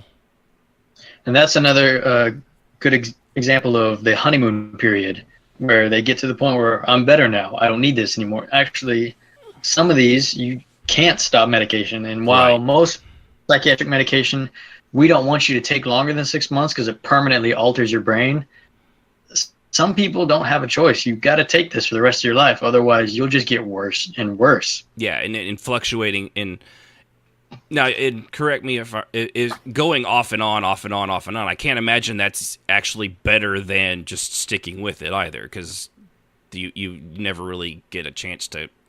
It's with most medications, you have to have it in your system for a certain amount of time for it to actually do good. Right. Minimum 2 weeks. Yeah, because I know being diabetic, if they change my medicine, they're like, it's an awful give it a couple of weeks Right. before you start to feel something. And I'm like, okay. The biggest issue with psychiatric medication is when people take it initially, they're expecting, as in today's day and age, they want that instant satisfaction, instant gratification, and instant results. And that's not the way it works, because every medication has its crest and its trough. And every time you're supposed to take the medication again, usually you're supposed to go in to get your blood drawn to see if you're at the therapeutic dose. If you're at the trough level, when they draw your blood, they can see what level the medication is at and see whether or not it's effective, or if you're tolerating and it's not effective. Usually, if you're at your trough and it's at the therapeutic level, they keep your dose at that milligram where it is, and they leave it alone, and you come back in your follow-ups to see if you're improving or if you're decompensating. And if you're always staying at your crest, that's not always a good thing, because then you can have an imbalance in your chemicals within, and you can have even more issues. So that's why it's important to take your medication as prescribed and have regular follow-ups, even if it's blood pressure medication. Just simple stuff like that. Yeah, and a lot of people, and it really is, I'm a forgetful person, and some people, you've just got to get on a schedule. If you actually have one of these diagnosed things and medication can help you, for the love of God, believe your doctor, but at the same time, you also have to listen to your body. We've had that with, it's not a mental thing, but with Sib and her diabetes, she knows when it's like, all right, well, something's not right, so I need to either, ask them if I need to do this, or she herself knows, all right, I need to cut back a little bit, and she's done that, and it's like, all right, now I'm good again. Mm-hmm. Well, that's what's fantastic about going to see your doctor is, if you're having side effects, you can have another medication prescribed. And I know people don't like taking pills, but some of these other medications can mitigate and almost eliminate these other side effects, so they work in tandem really well together. Yeah. So even though you don't like taking medications, it's your alternative is what you suffered and taking these pills and being okay and being independent. Yeah. I will say on that note, about 2 years ago, I was like, I'm done taking medicine. And Ashton's like, no, you're not. And I'm like, nope, I'm done. I'm just done. And I quit taking it for like a week. And then finally I was like, okay, I'm not done because I feel horrible. I'm back on it. She felt awful. And I kept teasing her. I'm like, well, because it was diabetes. I was like, well, I hope you like, nubbing around the nubbing around the house without your feet in your hands. And you're just this little, because that's what happens. You get neuropathy, and then you have to have limbs chopped off. There's a smoker on my route that does that. It is frustrating to have to take a lot of medication, but I also understand, it's imperative. If you have issues that require it, you have to do it.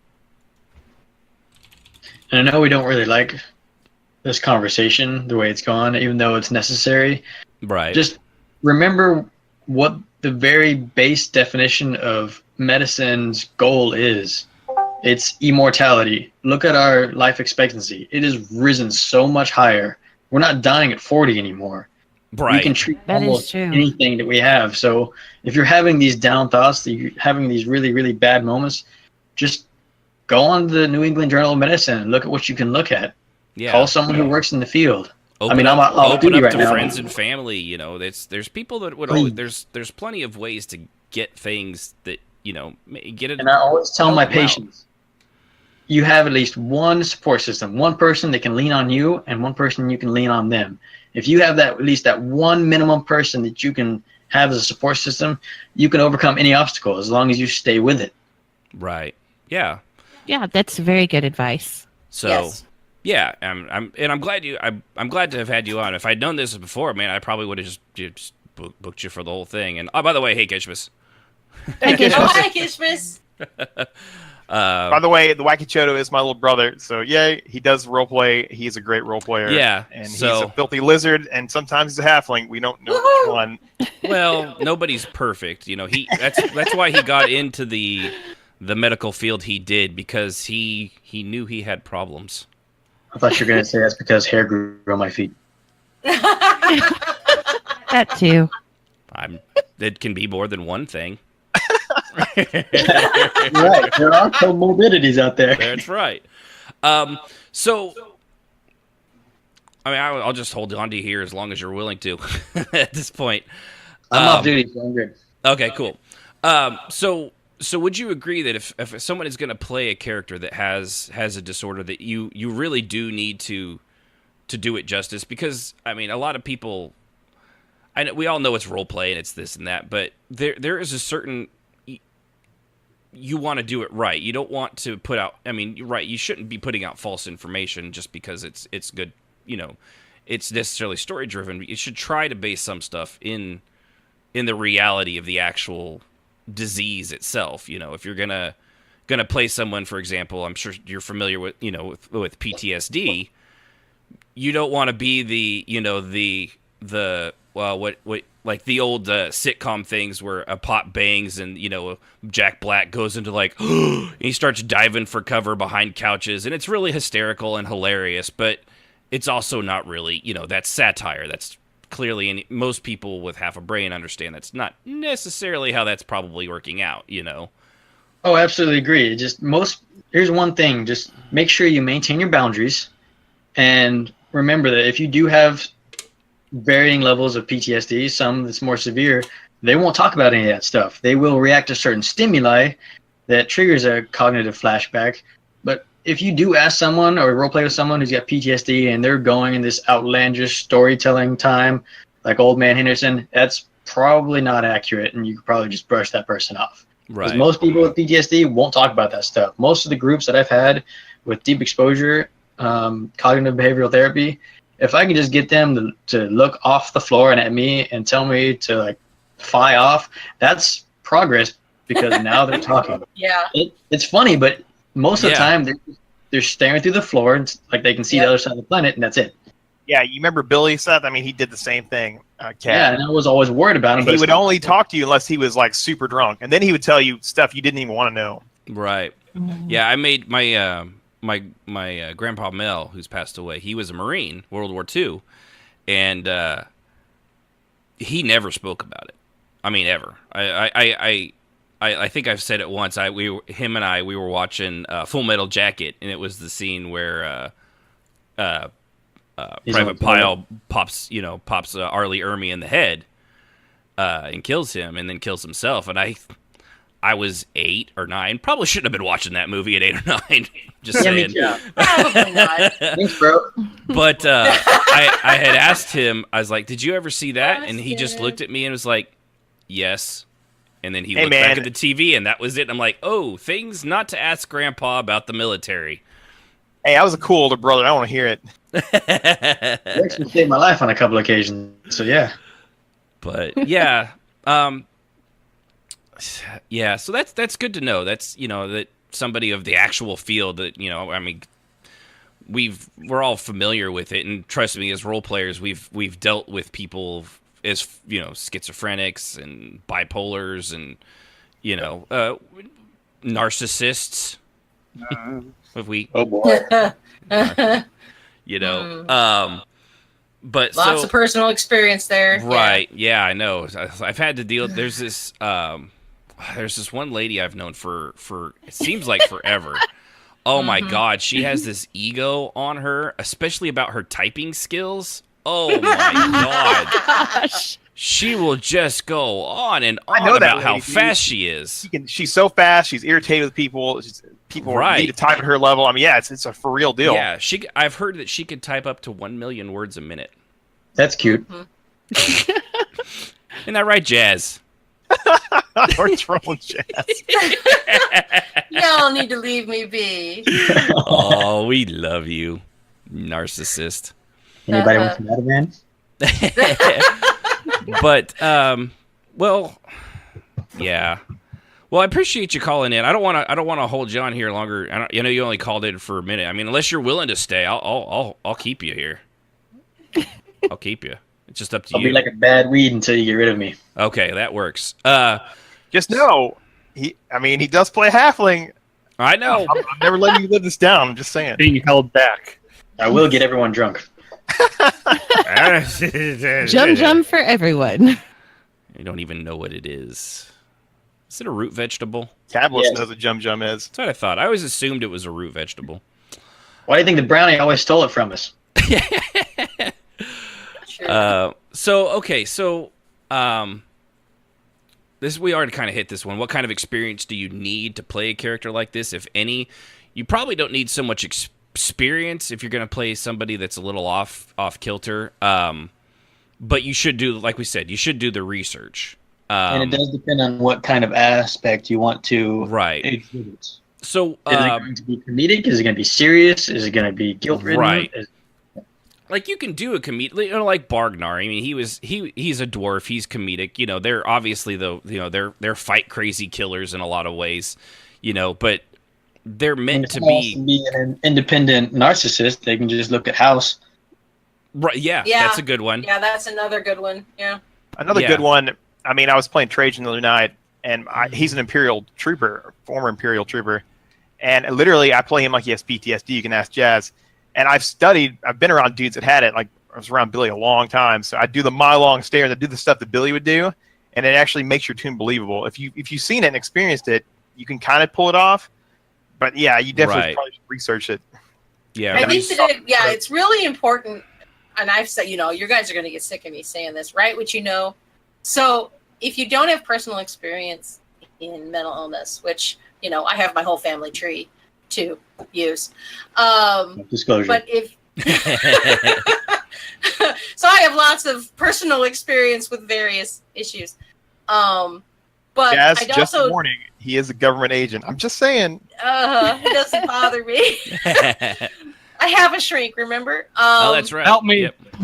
Yeah, I have a shrink who probably really likes him. Anyway, but I did a lot of reading anyway, because even if you have experience, you may not have the correct knowledge. I mean, I had an idea of what bipolar was because of the people that I had in my family.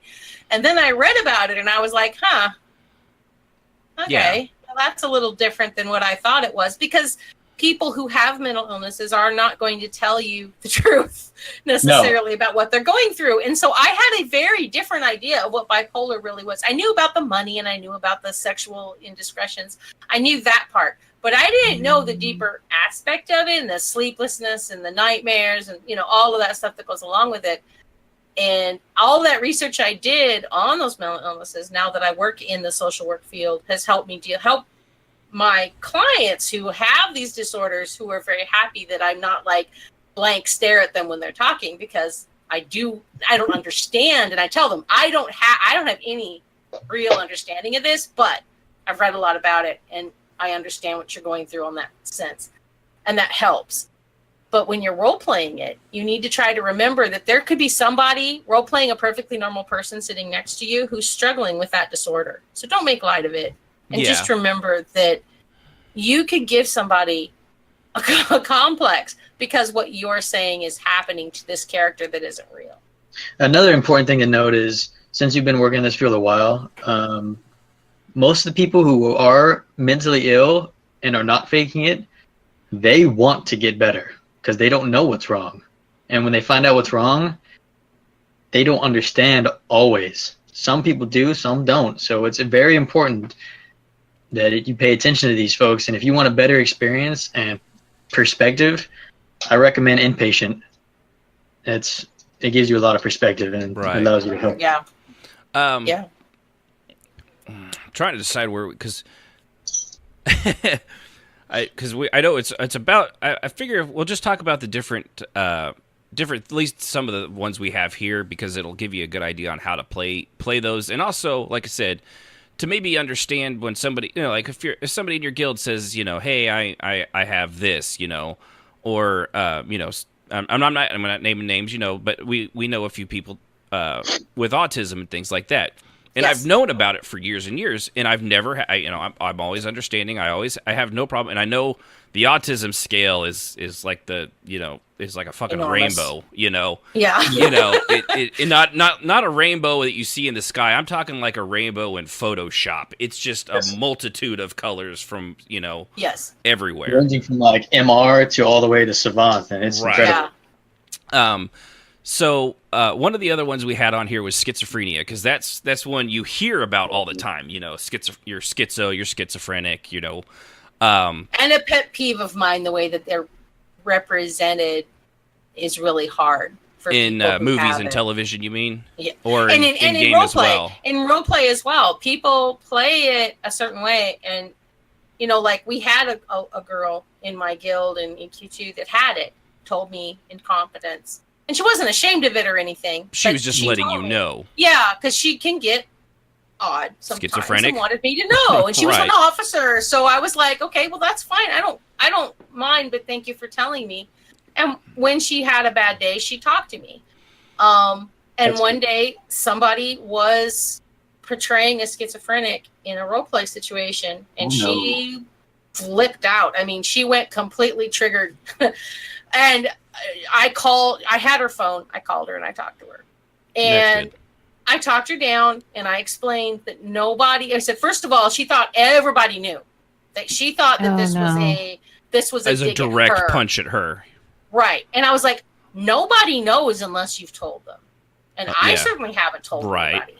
So you need to take a deep breath and calm down. But it made a point, I think, even to me with some of the role play that I've done of mentally ill people, that you never know Right. Yep. how And the person on the other side of the screen is going to take what you're And that is one thing you have to be careful for. If you're doing something like that, and somebody comes out like, "Hey, that's don't fly off the handle and be like, well, I was just role playing." To them, it might not be. They probably at some level understand that, but flying off at the handle back at them isn't going to help the situation. One of the two of you has to stay calm and be like, "Listen, I understand. Okay, I apologize. It's not my intent, but it is just role play, and I'm not poking fun at you personally. It's just the way this character is." In the words of Unify, they flip their burgers. Right. Yeah. Flip their burgers. I love And that it's- line. yeah. One of the main And I things is did- they can't see faces, and if they can't see Yeah. faces, they don't know if the person's being serious or not. And it's And it's always a text, and a text on top of that. You can't even hear their voice. It's just text. So that makes Yeah. it even worse. Let's go real quick. What we have here in Wakachoto, if you have anything to add, feel free. For schizophrenia, we have that it's a disorder that affects a person's ability to think, feel, and behave clearly. This is a huge disorder with more variables than constants, but one common part of schizophrenia is disordered life and struggles to deal with the emotional context and anxiety of life, and that they tend to be shut-ins, non-social in normal settings, and non-social. Okay, I got that right. And even with proper medication, struggle to feel like they fit in with the average daily life. more or less. Yeah, more. It's the Wikipedia, Google, short version without going into the 14 paragraphs after that. Right. Well, would I you- added Right, in my and training. Jazz added a Yeah. bunch of. I did the very basics, and she added a bunch of good stuff on here. So if you're gonna play a schizophrenic, there's nothing wrong with that. Just But don't just pick some movie you thought was great. right. Don't do any Don't research. pick something like I said with Jack Black, where he was or what was that? Sybil. Or Sybil, or what was the M. Night Shyamalan one, Split, the Yeah. multiple personality disorder. Although if you're playing a character with multiple personalities, you're probably already lost half your audience, I'm going to be honest. So And I since think we do have only the pro, actual case study of multiple personality was like in the 70s, and even that Yeah. was dubious at best. Right. Yeah. Yeah. so It has since we do since have been- the pro, Yeah. what can you? How would you diagnose Shea Gorath? As a bad Well- Irish ripoff of the Joker. Fun fact: Mm. that's Cavill's favorite Daedric Lord, I believe. Oh, really? One cannot accurately diagnose it. everything. The Mad Very God. Very good. But as close as you can, he would be the only unique example of a multiple personality disorder where the personalities actually share memory. Oh Lord. And that's impossible. So, Right. So yeah, but it sure makes for a fun character. oh my Bad gosh. man. Yeah. So it, like we said, if role playing, And that's if all the multiple personalities get along with each other. right? That's It's shit. not that they're not fighting like they did in Split, which was Or a have fun different- movie, and I am actually looking forward to Glass, which is going to bring that universe and movie over with Unbreakable, which is completely off topic, but I'm actually looking forward to that because I loved Unbreakable. It was one of my favorite superhero movies that's not really a superhero movie. Huh? Unbreakable? Did you see Unbreakable? It took too long to build up. Oh, okay. Yeah, well, that's what I like. I mean, it's an M. Night Shyamalan movie. It's one of my favorites because I've watched it once, maybe twice, and I don't think I'll ever need to see it again. Yeah, 'cause it's one of those movies. I'll reserve judgment because Hollywood's doing some sequels that are way too far apart. Most recently, Incredibles.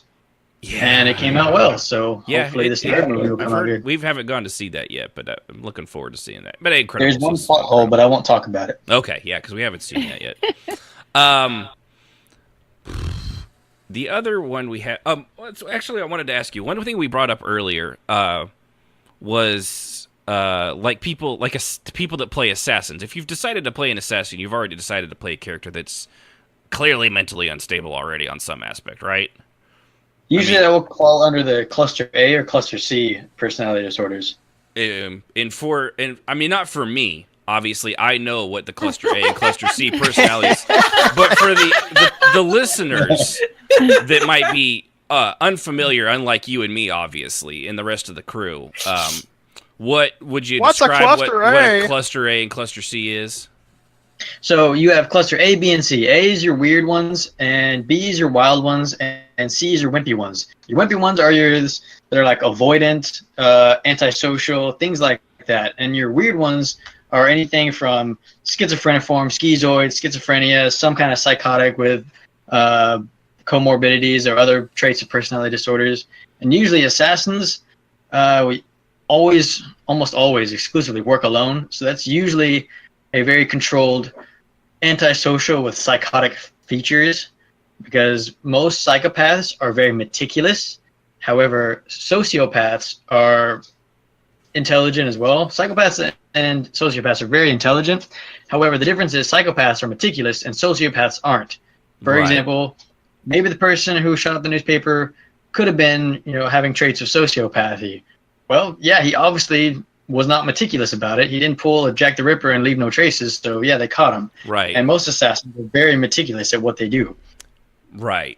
Yeah, and we actually have. I'm just going to hit the difference between psychopathy and sociopathy, because a lot of them are, like I said earlier, they're on the same highway. It's just at different heights and intensities. It seems like that you go from. So that's I was curious about that, because really, if you're playing as somebody that kills for money and probably feels very little,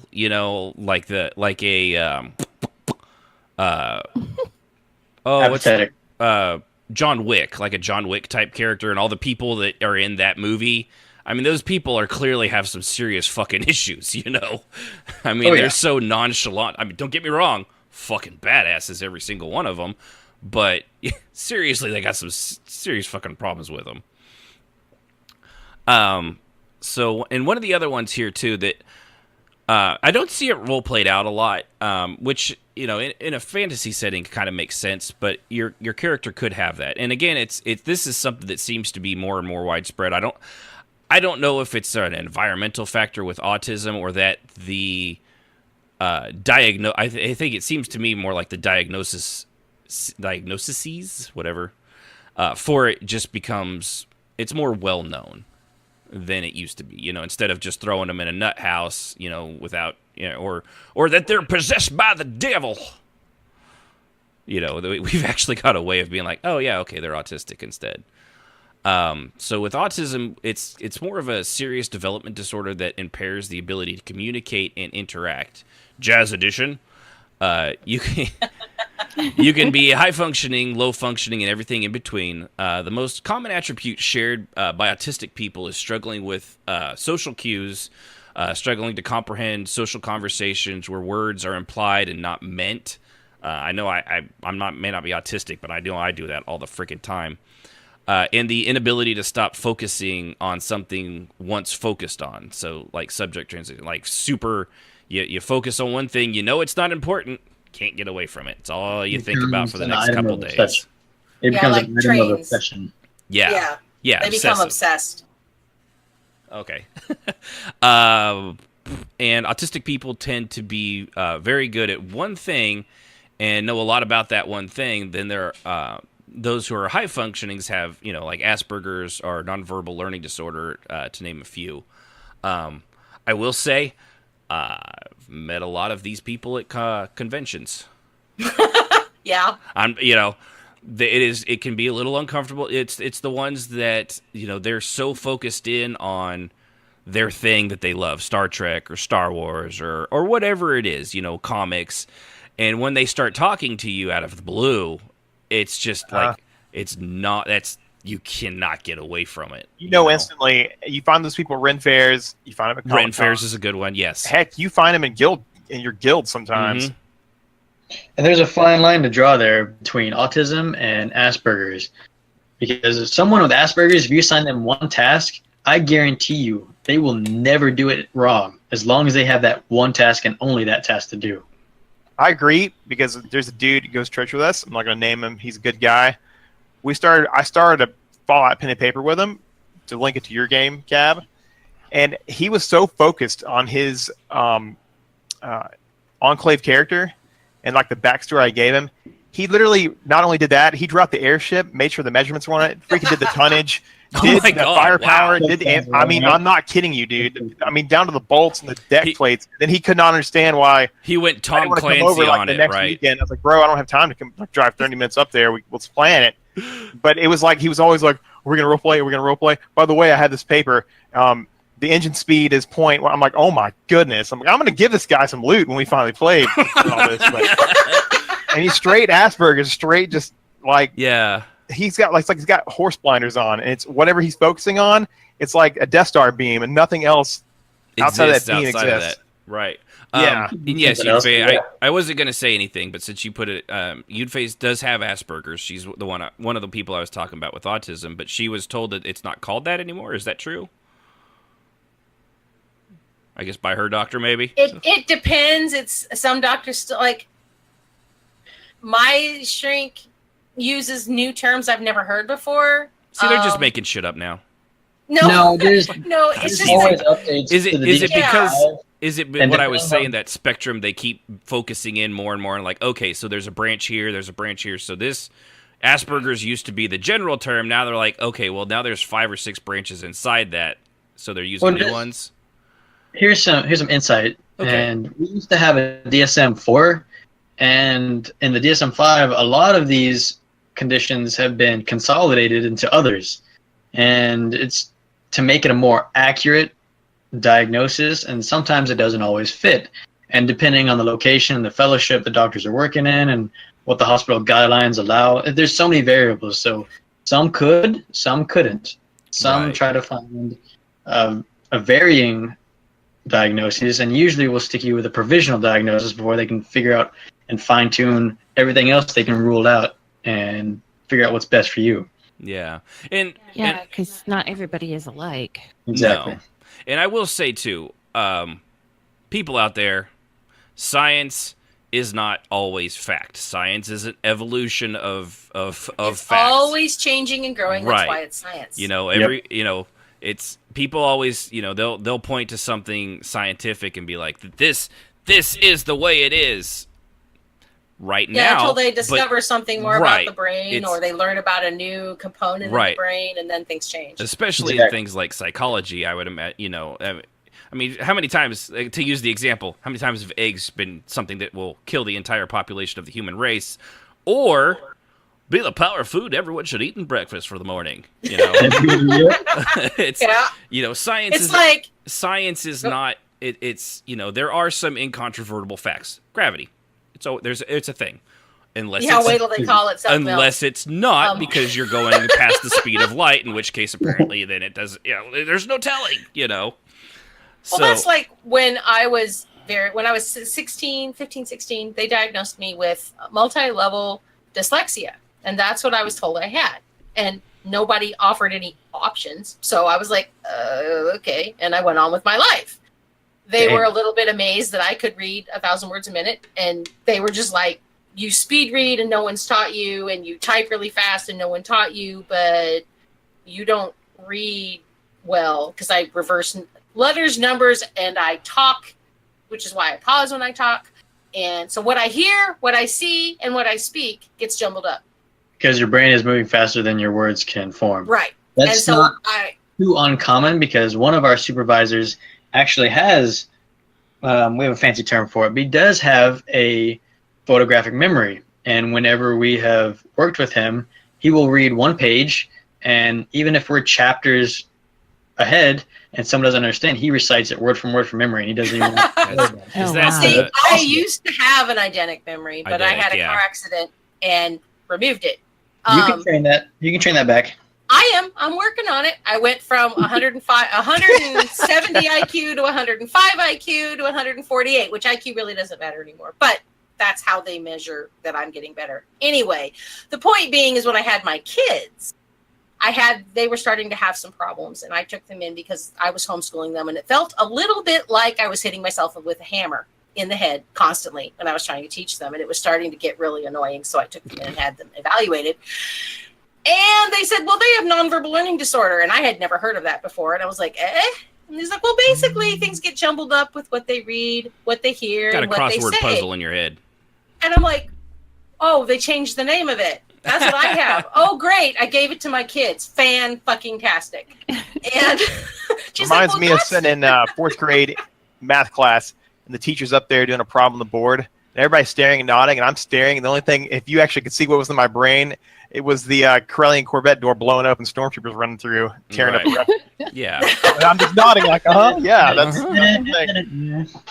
But it doesn't mean anything because in the end you have to learn to deal with it anyway. Yeah. So it's just something that they told my son that he had, and my older biological child has, and my middle boy has ADHD, and they are, they have to learn how to handle it, and I'm working with them. But it was incredibly frustrating, which is why they're in public school now. Yeah. So I was not prepared to do that. Yeah, and I will say this for everybody out there, this a crew included. This episode clearly is probably going to go a little long because we still have actually quite a bit, and I think it's important. So if anybody needs to bum out, that's cool. I'll understand because I only ask for 2 hours of your time, free of charge every week anyway. Only 2 hours. Only the 2 hours. So if you have to go, but there's still a little ways to go through this because we took a little long to get through our role playing and about stuff. to get fresh buffs. I'm still grinding Jet XP. I'm good to go, boss. All right, and I know Kishmas, you're still in there, so feel free to you could jump in anytime, buddy. I know you're. This isn't my field of study, so I'm just observing and learning. Okay, well, I'm see, too. like me, it may not be your entire field of study, but you're familiar with it. You're an officer, so you have to be. Yeah. So one of the other things here too that we have on here and this is one I would say a lot of roleplay characters actually do. It's worked out well for the president apparently. Narcissistic personality disorder. I'm gonna get shot one day, you know that, right? Me? Who would shoot me? Me. I'm loved. Well, yeah, you don't count. Because everybody knows. Good to know. Everybody knows I am the best there is. Everybody says so. I'm amazing. I'm fantastic. I'm spectacular in every way. He's really the Joker. And he's got a lot of personalities. That's right. No, all joking aside, I think every person in politics is a narcissist at their base level. But that's just me. But with narcissism, it involves a pattern of, most people know this one in one way, shape, or form or the other, but it involves a pattern of self-centered, arrogant thinking and behavior, a lack of empathy and consideration for others, and an excessive need for admiration, because I'm the best, and my humility is without compare. Others often describe people with narcissistic personality disorder as cocky, manipulative, selfish, patronizing, and demanding. And there's like I said, there's several different kinds of narcissism. This is a jazz addendum. But there's different levels of it. There's the crazy, like, way out there, and then there's, some people all have, I think. No, I guess people that aren't at least, I don't know. I think everybody has to be a little narcissistic. I mean, everybody here, we're like, hey, we're role players. Let's jump on a podcast. A little narcissism involved, but we do an amazing job, a fantastic job, a wonderful job. I just thought it was cool that you asked me to be on it. I was like, oh, cool. That sounds neat. Well, I also think there's a line between self-satisfaction. There is, yes. There is. There's self-care and self-satisfaction, and then there's someone who cannot function without constant attention. Right. Yeah. And I'll be honest, anytime everybody says, oh, hey, I love your show, I don't get me wrong, I love hearing it. Makes me extremely uncomfortable because it's praise, and I don't ever know what to do with that. Yeah, same. Don't get me wrong. I don't know what to do with my hands. Wait, what? Not touching it. Not touching that one. Stepping away. Slowly back away from the lube. Oh, Kishmas. This is what I get for asking him to speak up. It's my fault. Oh, that's wonderful. Oh, but so there are several kinds of narcissists. And again, like Jodo correct. This is the jazz part, so you have to have a conversation with her.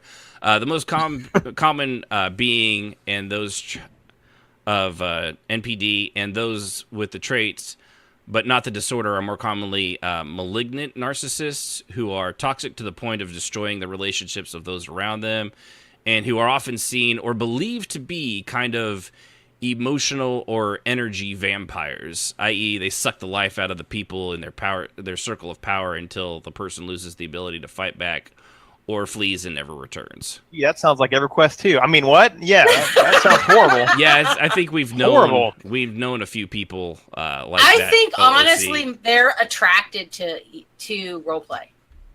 I think that's why we see so many of them. Because they can be what they want to be without people actually knowing who they are. The shrink is trying to talk. What do you got to say? Emotional vampires, that's a combination of two different traits. That's their grandiose sense of self-importance, and they believe that they are special and unique. And like psychopaths can recognize another psychopath. Narcissists, when they see other people getting a little bit of attention or appreciation or some kind of attention showing that they did something, they have to go and overrule it. Yes. They have to destroy it and bring there. It's what I've been calling it spotlight role play, but in a way it's a narcissistic thing where the attention has to be on them, and if somebody else starts to get like that spotlight starts to shift just a little bit. Now, if they do that and they try to get the spotlight all the time, they're dangerously falling into histrionic personality disorder where they absolutely lose it if they're not the center of attention. Gee, EverQuest 2 is haunting me. So you had Strafe, you had this guy in your pocket the whole time, and you had this much problem with this person? Oh, trust me.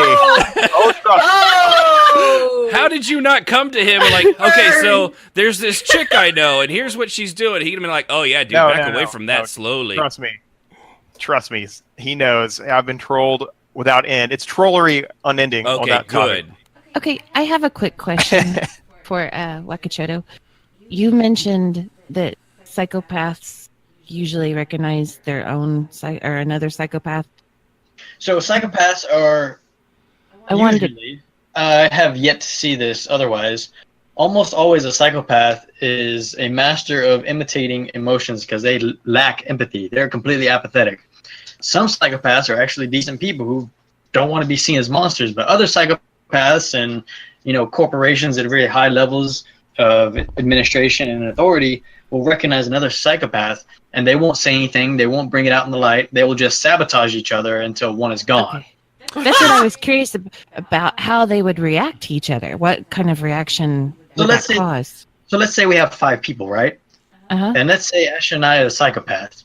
We will recognize everyone's emotions and we'll imitate everybody else. So we will seem completely normal, even very warm and welcoming and personable. However, there will be stuff behind the scenes. There will be power plays, like in politics, and one of us is going down.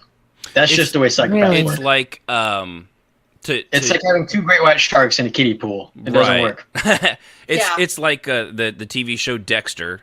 Or, exactly. And he was a very that one was very, very well done. I enjoyed that. There can only be one. Right, and when he would fight, there was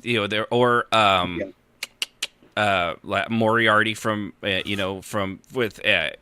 Sherlock Holmes. Now main villain. Were Sherlock Holmes and Moriarty psychopaths? I think Moriarty was a psychopath, and as they Moriarty said, was a psychopath. Yes, he definitely was. I'm saying is Sherlock. And Holmes was a sociopath, or a high. No, they called him in the show, high functioning sociopath, because he wanted to do good. He knew how to do good. He was just really bad at caring. If he said things that upset people, and he also had a coke addiction. Okay, I have one other question that kind of runs into my other question. Are a lot of these mental things, would they be able to recognize another, like not just psychopath, but what was some of the other ones? The bipolar. No. Bipolar. Well, could they tell if they're like somebody else? Do they recognize their own? Most people with bipolar 1 or bipolar 2 will recognize that other people who have the same diagnosis will be the greatest people in the world. They're their best friend, and they've known each other for like 3 days. That's how you know they both probably share a similar diagnosis. They may not know they share the diagnosis, but that's how you can tell from a third party point. They can see something in the other person. And yes, can they recognize each other is the question. That's very interesting. Yeah, and the kid from Death Note, that guy was definitely on that scale. That's kind of a scary dynamic, because when you have a bunch of patients in an environment where they recognize they all share similar principles, values, and beliefs, and they all share a similar diagnosis, it can be very similar to mixing white phosphorus and oxygen. Right. Whether it's an actual incredible reaction or someone does one thing and they're the enemies forever. So Arkham Asylum. Yeah, pretty much. Yeah, and one thing too, we'll go ahead and go into we'll do the psychopathy and sociopathy and the difference between them.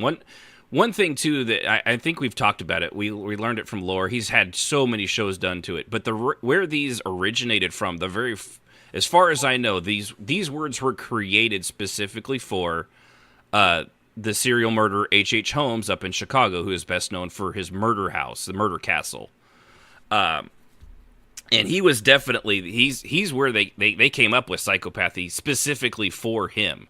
He was charming. He loved women. He managed to talk. He could sweet talk.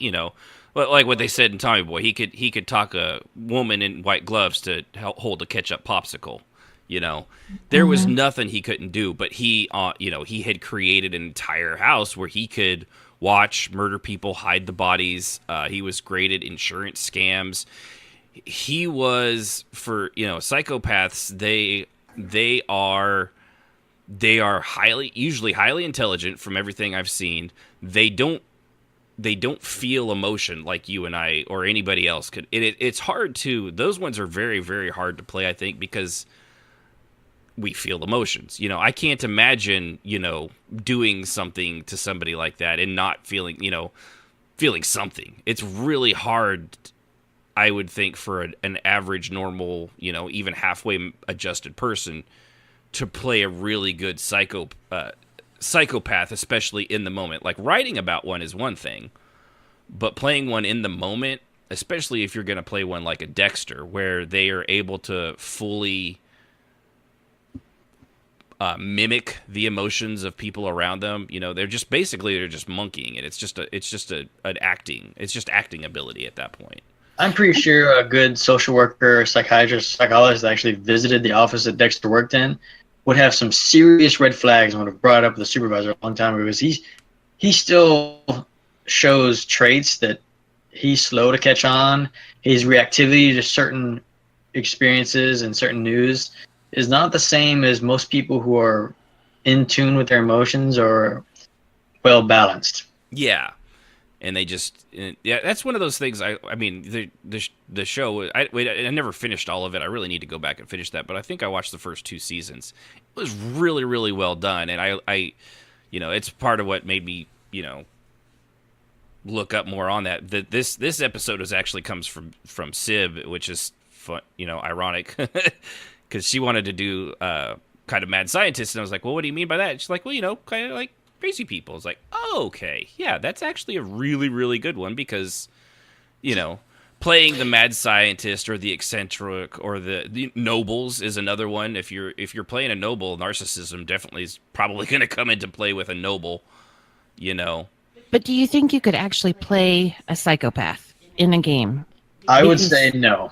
That's what I was going to say. Not without it being a caricature. The reason why is psychopaths have such a pervasive pattern of manipulation that they will use every single emotion, every single strategy, every single behavior that they know about a person to get what they want.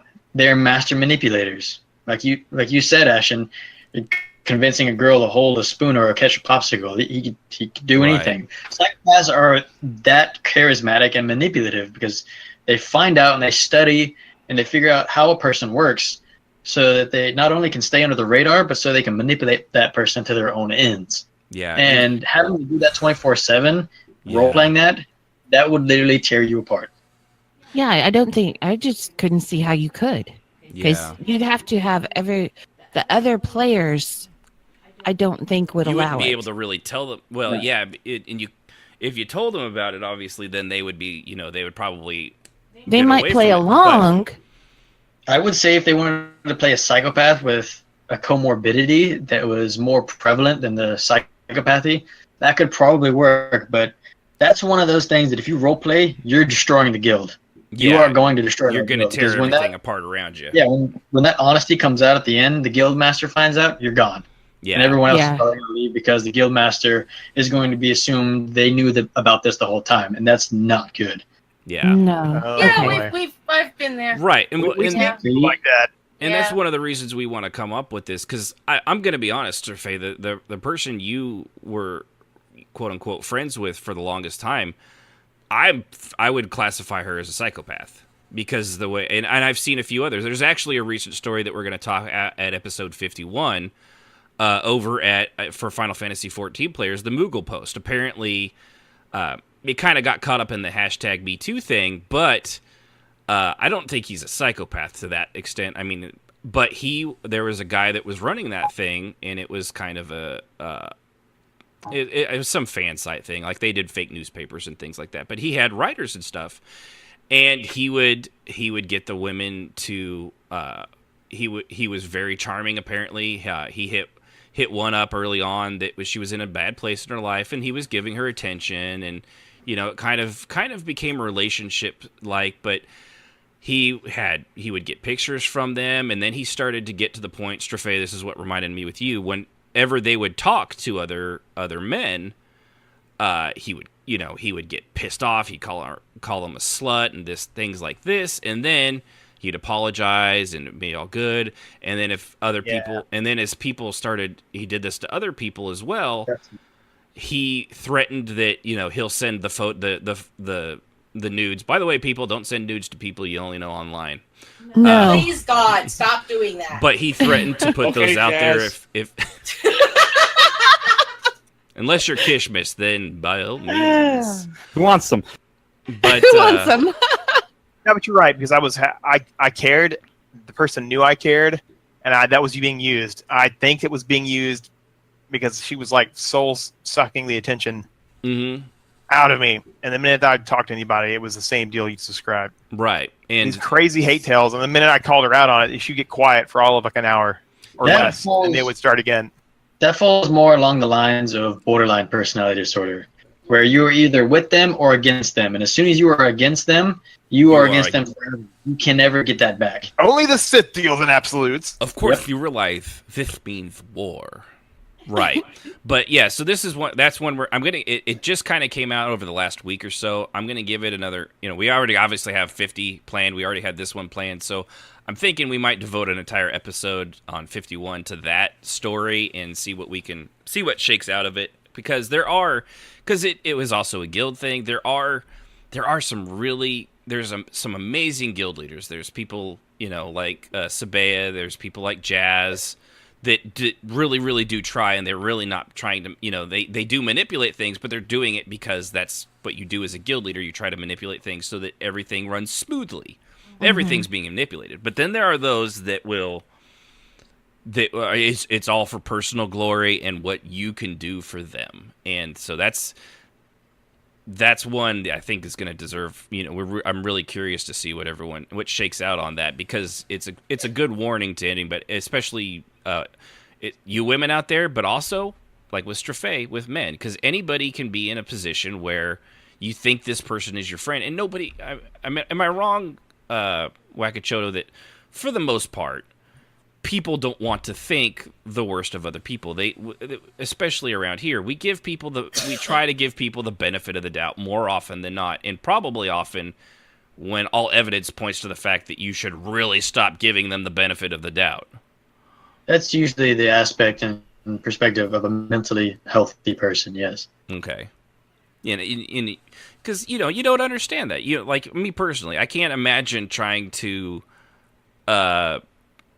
Jazz you, for example, manipulate you to a point like, our characters are in a relationship, and you talk to Strafe and Kishmis, and then after this, quietly, I'm like, how dare you fucking talk to them? I swear to God, I'm going to tell everybody about your family. I'm going to tell them where you live. Like, what's his face that did that to you? I was going to say, exactly. You mean the guy that did that to me? Yes. Yeah. Yeah, I am. Yeah. But see, that's exactly He it. that shall not be named. Right. Ever.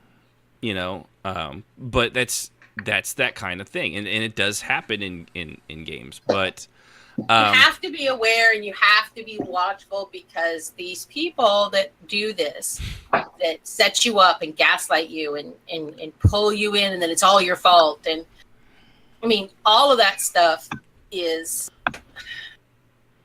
for a normal person, they don't see it coming, right, at all. Yeah, and because they in their mind, it's the same thing. Everybody asks, like I said, after every major thing that bad happens, how could you do something like that? It's because you're a normal, sane person. You're not going to figure it out. Yes. And even when you find the motivation, you're going to be like, well, that's just dumb. And when you're running a guild, one of the things that I've told all my officers, and I'm sure all of you have remembered me saying this at one point or another, for those that are officers, you can't make sense of somebody who is functioning at a level of mental illness, because they're not necessarily making sense. So if you try, you're going to drive yourself crazy. So instead of trying to say, but why did they do this? What could they possibly? No, don't go down that road. Nothing is there but pain and a headache. Right. Don't walk down that road, and that's been hard for me, because I am very single-minded when it comes to understanding. Right. Yeah. I just say I like understanding things. Yeah. I want to know why. Walk down that road. You either fall tumbling into sharp rocks, or you get dragged down. Yes, and I had to learn that. That was one of the biggest lessons that I learned in running the guild, that probably helped me the most in real life and dealing with mental illness in general, is that you can't. You need to just accept that it is, and then keep moving. And that's why with this person that we've mentioned, eventually I got to the point, because she was a friend of mine too. She did the same thing to me. She did to Stray. It wasn't just him. Yeah. She did it. She's still doing it to this day to other people as well. I did what we call burn. Scorched earth. I scorched earth her. I removed her off of every platform I have. And that's the thing, whoosh, too. And then I finally got silence. After Strafe, what did she do? She moved on to their next victim. Yep. You know, she had, because she was also very charming at times, she had a list of them. You know, she had a whole fleet of people following behind her like little ducklings. And I guarantee you, probably by this point, I doubt there's very many of them that haven't been run over by a car because she put them out in front of the road, you know? Mm-hmm. Poor duckies. Nope. And my grandma taught me about that. She said, liars and thieves never change. They just change targets. Yeah. And she told that to me my whole life, and I finally understand what she was trying to tell me. And role-play and MMOs, they've definitely helped me understand a lot of this, because, I mean, you're a lot more likely to, people open up a lot more and show a lot more of their colors online than you are going to. Well, because they're safe. In your day-to-day basis. And also, you're behind that protective screen, man. Yeah, well, and you only can know so many people in real life. The screen of justice. Yeah, the screen of obscurity. There's always people who are presenting you with an image that may not even be real, and that was another hard lesson. Right. And, that's someone who had the same 10-year-old daughter for 5 years. And one day pay no attention to the man behind the computer screen. The child had never aged. Right. And see, 5 years. And I was like, wait a minute. Of poor parenting right there. Because if they don't have that duality of love where it's discipline and love or an encouragement, they end up being like this in today's society. Yeah. Okay, I have a quick question. Again, I know I've got lots of questions about this topic because I just don't know much about it. Never stop asking. Okay, I know the person you guys were talking about. She was young. She's not that young. Well, she's pushing 30-ish now, darling. She was younger when she was 25 or 20, I guess. So yes. Do you think, as she gets older, can she change? Of course she can. She can get help. She can something that she's stuck with. Here's the thing that Jazz is not going to say at this moment. She's being therapeutic, so I'm definitely applauding her for this. But I'm angry enlisted guy, so I'm not gonna bullshit you with anything. People need to want to change. Mm-hmm. If they don't want to, they will not change. And that is 100% true. And most mentally ill folks, those mental disorders will usually manifest from ages 16 to 25, and heightened levels of stress for long periods of time can rapidly increase the onset of these disorders. Yeah, and exacerbate it. Yes. Yeah, and that's true. I mean, if you drug addicts and alcoholics and things like that, you can care, you can tell them you love them, you can give them all the help that they could possibly need. Until the day they're ready to quit, doesn't make a damn bit of difference. Yeah, and that's something that you deal with regardless. I mean, like, I'm in social work, and half my clients, like one in particular, that quit smoking for me, which I knew wasn't going to work, but she's COPD, she's dying of various disorders. She's got to hit rock bottom, man. And she needed to stop smoking. And so we got her into a position where she agreed to do it, and she stopped. Well, then she started up again, and now she's stopping again because some guy she's dating wants her to. No. So it's still not going to work. But that first moment when I realized she was smoking again was really hard for me as a caregiver, because she was lying to me about it because she knew I'd be upset. Not mad, because I don't get mad at my clients. They're my friends, basically, in many ways. I don't get mad, but she knew I'd be disappointed. And but it's that cluster C trait where they fear disappointment. Yes, she's terrified that I'm going to stop being her friend, and I'm going to stop. Never mind the whole idea that, I work for somebody and I'm assigned to her. But she's one of those people that has become very important to me, and I've kind of blown past the boundary because we're very good friends, and I've helped her as much as I can. And I told her the other night when she was having problems and she wanted me to rescue her, and I said, honey, I am your friend. I don't have the money to help you, so I'm not going to. But even if I did, I wasn't going to.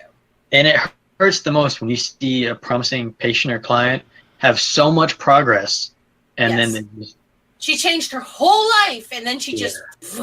And it's been really hard. But she's getting her feet back under her again, just for the wrong reasons, which means it's going to happen again. She'll trip up again eventually. Right. It'll happen again because it's for the wrong reason. So this brings me back to the honeymoon period, where in Yes. period of abuse, and immediately after that, they want to make sure the person feels safe. They give them assurances. They promise them. They buy them gifts. I love There's this you. ever I'm so flow of sorry. I just, you affection. know how you get.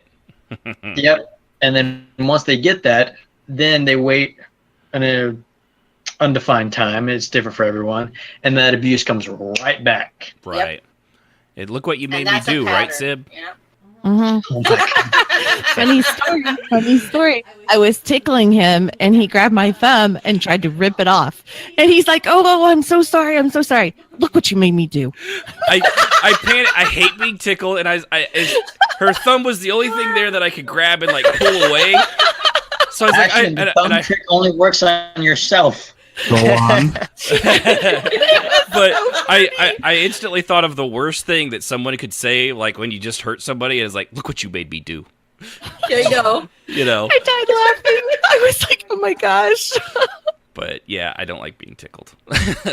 So when you're making characters, it's important to remember all of these Right. Yeah. because these things will still happen, but at the same time, it's also important to know this because these people are in your guild with you, and Yeah. this stuff is actually happening. Yeah. A lot of So- times, those guys got to hit rock bottom before they decide, "Oh, Yes. I really kind of need to change." Yeah, and I'll go over this real quick too, just to make sure we get the difference between the psychopath and the sociopath. That as we were saying, the psychopaths they're often the two are almost interchangeable a lot in society, even though it's actually not.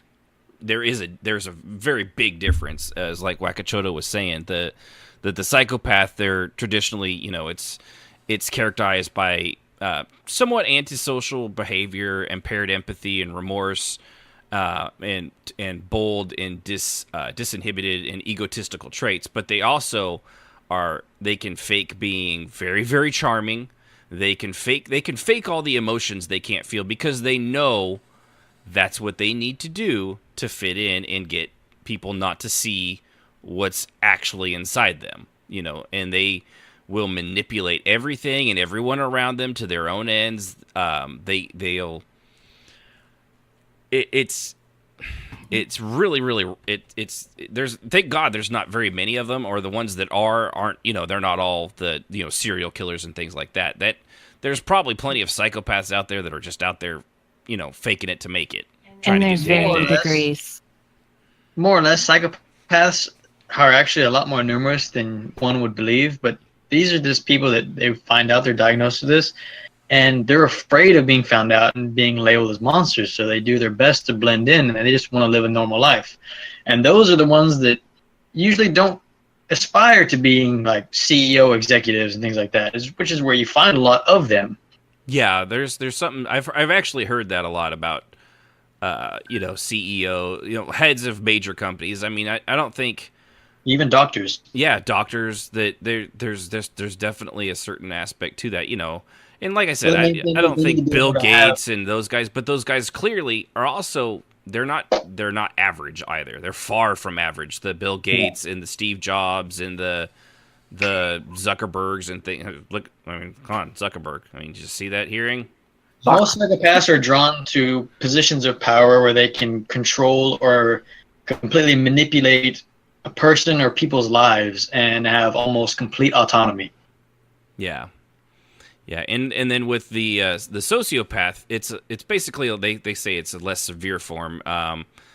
They for example, they said that the sociopath can form some bonds like family, as a psychopath does typically not.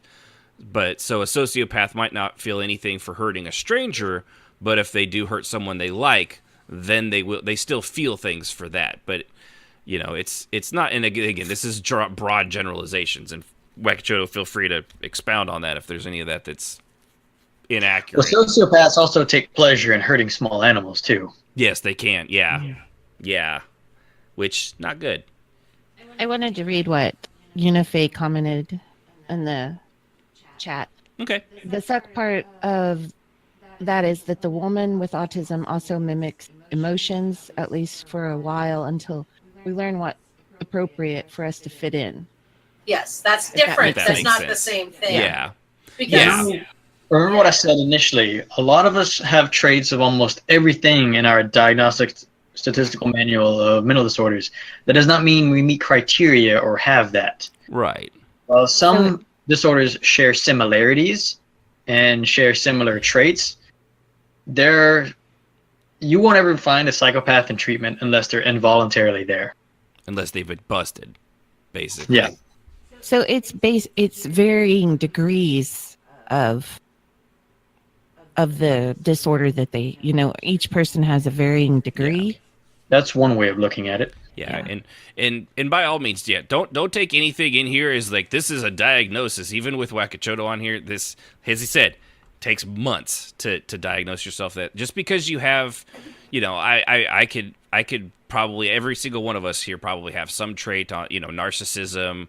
I'm not really big on social outings or being around people, even family at times. OCD, schizophrenia. I have I'm bipolar. I have highs and lows and things like you said, like he was saying, you could probably find something in yourself in every single one of these, but it's consistency in diagnosis that really makes that. So don't go WebMDing yourself after this episode and be like, holy crap. Go to WebMD. WebMD is going to tell you have throat cancer. Right. Yeah. Yeah. According to this, Kishmas is going to have like ovarian cysts because of how many of these he's got. Oh. That's why he has that fur on his face. That's why he's got that furry face. Yeah, it comes from his ovarian cysts. I will say though, we can claim that we are an RP show that actually now has a call-in psych tech. That's true. Yeah. There we go. Take that, other podcasts. What have you got? I mean, listeners. But other than that, don't worry, I'm certified. That's right. Certified for what? Yes. That's a wide range of things. Well, I think I've actually got a lot of different certifications, and I'm allowed to do a lot of things in my scope of practice. But there are some things that Jazz can do that I cannot. Like have babies. I mean, no, she can't anymore. Thank you very much. I don't know. But she has. Her husband's got that super sperm. Nope. Nope. Oh, that's some creepy anime shit right there. But we're not going to delve into Arnold Schwarzenegger's movie Junior, are we? Yeah. No. Get to the chopper. He's not a tumor. Leave Kishmas alone, bro. It's not a tumor. But all right, so I think we'll probably start wrapping this up. It's already crazy long. I do want to give you, if you've got any last things to say, Wakachoto, by the way, and I do very much appreciate you calling in and helping us get some actual waddle through this professional information out there. I'm willing to help whenever I can. Yeah. Do you have any final things you want to make sure you got everything cleared out or anything like that? If you have any questions, concerns, curiosities, you're more welcome to hit me up, or please see your doctor. Yeah. And if you have questions, but you're my doctor now. And if you're not building a good relationship with a certain provider, it is your explicit patient right to switch providers. You don't even need a good excuse. You can just say the person smells bad. It's your patient right to find the best patient care that you can. See, he's also the best little brother that ever was. Just saying. No. But so is it? If his name on our Discord is Cabilis, Cabilis. So is it? You're cool if anybody felt like they needed to reach out to you, that you just give them a quick chat? Yeah, that's fine. Okay, I appreciate you offering that. Yeah, thank you. We're here to try to have fun and role play and also help people. I mean, it's somewhere in there. There's entertainment. Don't just stop with a second opinion. Get as many as you want. Yeah. Yep. Until you're happy with what they're saying and you feel that they're listening to you. Yeah, just don't let them label you with one thing. You'd be surprised how many people think that they can't do that, and I have to wave my arms and yell to get people to listen to that part. The reason they think that is because that's what it's like the insurance with car repair. Your insurance company gives you a list of preferred repair mechanics. Yeah, guess what? You don't have to follow that. It's your right to take it to wherever the fuck you want. And the insurance companies, particularly in Iowa, are particularly awful about this. Yeah, they're mad about it everywhere. They will outright lie to the elderly people that I see. So it's really important to ask questions, to talk to people, and not just listen to your rights. insurance. Know your rights and get out there and get answers. Don't just listen to one doctor say, "Oh, you're fine. You must have had a bad day." And if you really feel the medication isn't working for you, here's a great example. I recently took care of a bipolar manic patient, and we found out that his ammonia levels were going through the roof. I mean, I think they were like pushing 90 and higher. And the doctors kept wanting to give him Ativan, and I was like, "Don't do that. It's going to supercharge him. You're pretty much going to give Barry Allen the Hulk the same powers. It's insane. Don't do it." And this guy was built like a skinny Dwayne Johnson. And what did they give him? They gave him 2 milligrams of Ativan, and the guy was supercharged. And he was almost tearing the walls and doors apart. Wow. So if you feel that medication is not working for you, please ask them to draw some labs. Tell them to do a rainbow panel. Tell them to look at it again, because there might be something out there that's better for you and probably less harmful to your health later on in life. It's I really have a important little to... example. Oh, go ahead. With the medication, mine's not as good as Wakachoto's, but I am insulin resistant. So it took them forever to actually find an insulin that would actually bring my blood sugar down. That was why we struggled with years. for 2 or 3 years, and she would do great. She would do fantastic for about a month and a half, and she would take the same dose, and then she started crashing. It wouldn't Her blood do sugar would anything. crash to the 40s and stuff like that. So they finally got it under control, but I can't even tell you how many doctors I saw until I finally found one that she's wonderful. She figured out what the problem was, that I was insulin resistant. So she got me on the insulin that works now. And so I feel wonderful most of the time. Now I just have to worry about allergies. But yeah, I do agree. You've got to find the person that will listen to you and actually work with you and try things, Instead of just blanketing you with something and then move you on. Yeah. Yeah, just slapping a sticker on you and going, "Here you go." Yeah. I mean, and I have diagnosed myself now 4 times with different things. As you remember, I was saying, what? It's a trap. I love it. But I was having seizures and sleeping my life away for 2 years, and Goodness. Yeah. I was there for those 2 years. Yeah, you guys were so wonderful and supportive while I was just trying to figure out why I couldn't stay awake, and that it turned out to you be were of a all glutton. things. Gluten allergy. Whatever. It's a good thing Deadpool gathered all that gluten and shot it out into space for us. Yeah. I was She helped gathering all the enable my gluten in night the world allergy and those days. shot it Is into that- space where it will never not hurt us again. And I couldn't get a doctor to listen to me out here.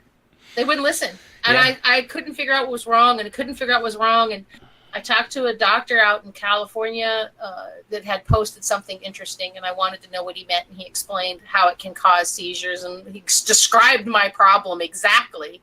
So I went to my doctor, and I wanted to know if she could test me. She said, "You can't test for something like that," which, of course, you could, but she didn't know that.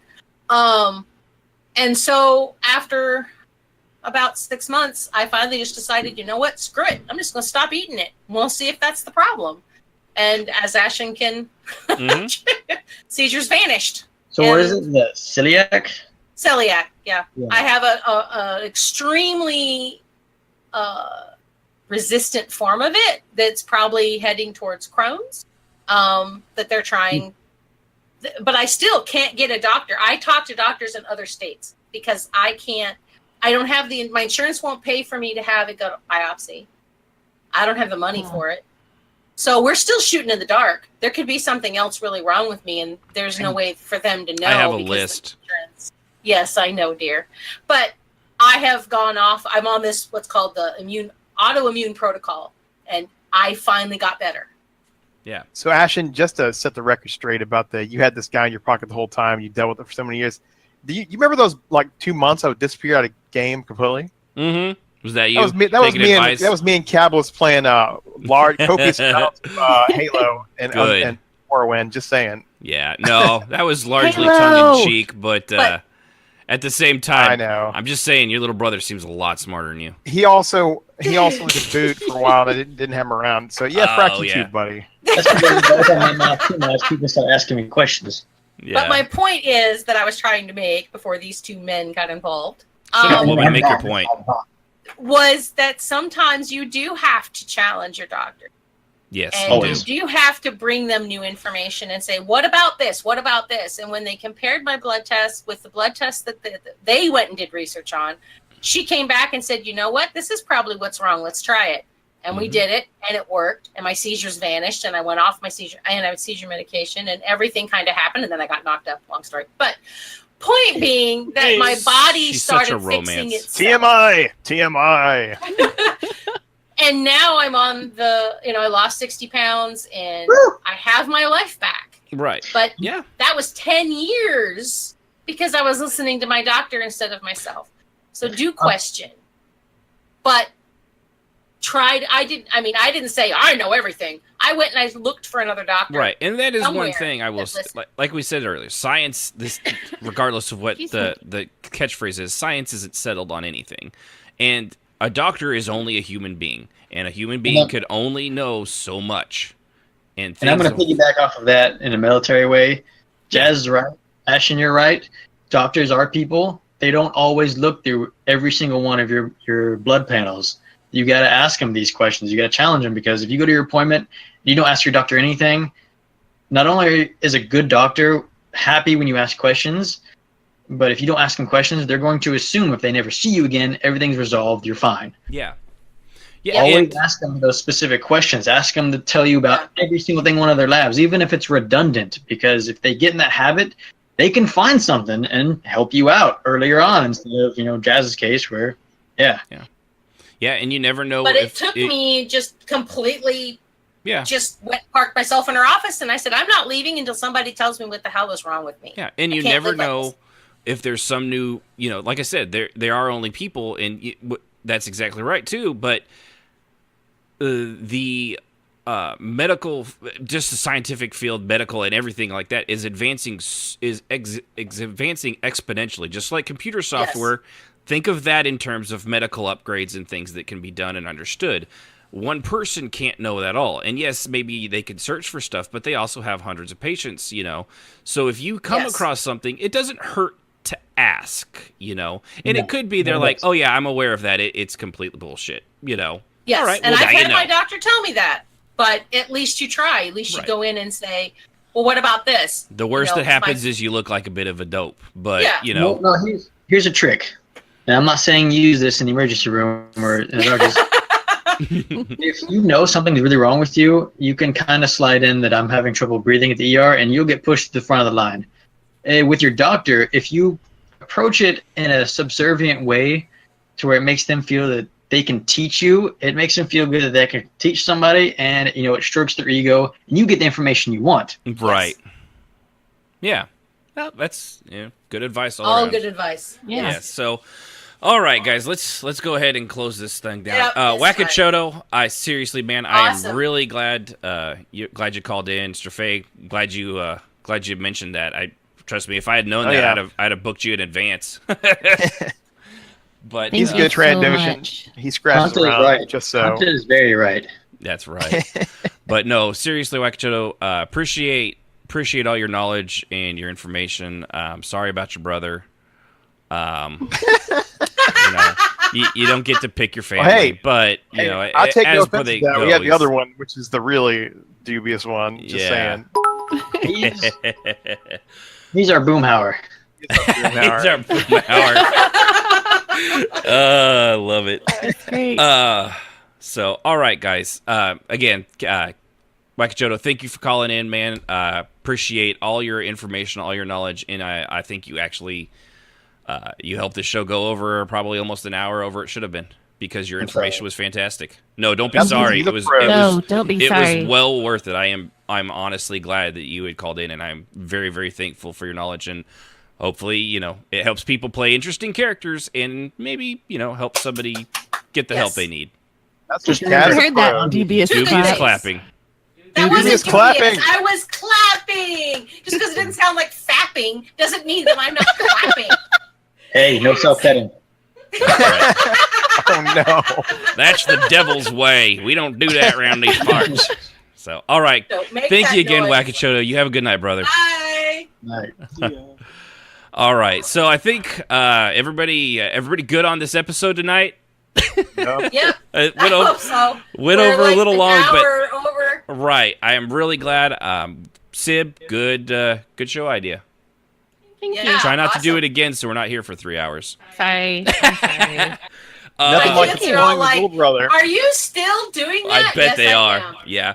Yeah, ours just came down and asked the same thing. Yeah. So 5 minutes ago. I will say, definitely appreciate everybody listening. Remember, next week is our big 50th episode, so I'm going to ask if you're able to tell guild people. If you've not told anybody about us, please reach out to other role players. If you know your friends and things like that, your guild, make a page, post it up. If you've got a local RP community site, I don't want to do it ourselves because it's always self-serving. But if other people do it, we really do appreciate it, and it helps get the word out. And we really want to do some more stuff like this one tonight. Next week episode is going to be Why You Don't Talk Politics, and we're going to start our own political runs for office, and it should be kind of fun. It might make having to talk politics a little less mind-numbingly awful.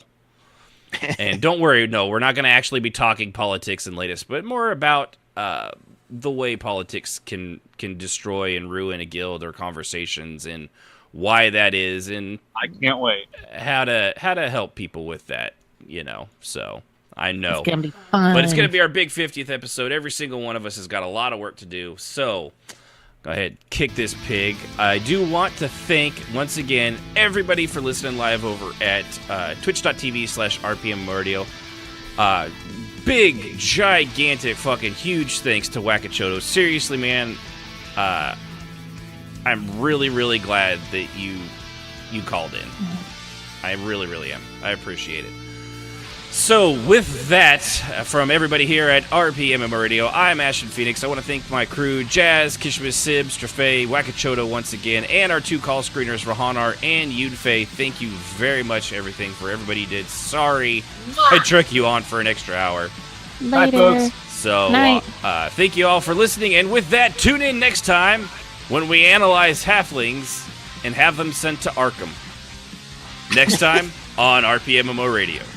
Good night, everybody. The thoughts and opinions of those on RPM Radio and her crew are just that and should not be taken as the gospel truth, but pretty close to it. Music, as always, is provided by Husky by the Geek. Visit him at youtube.com/Husky by the Geek to hear all his great video game rock covers and original music.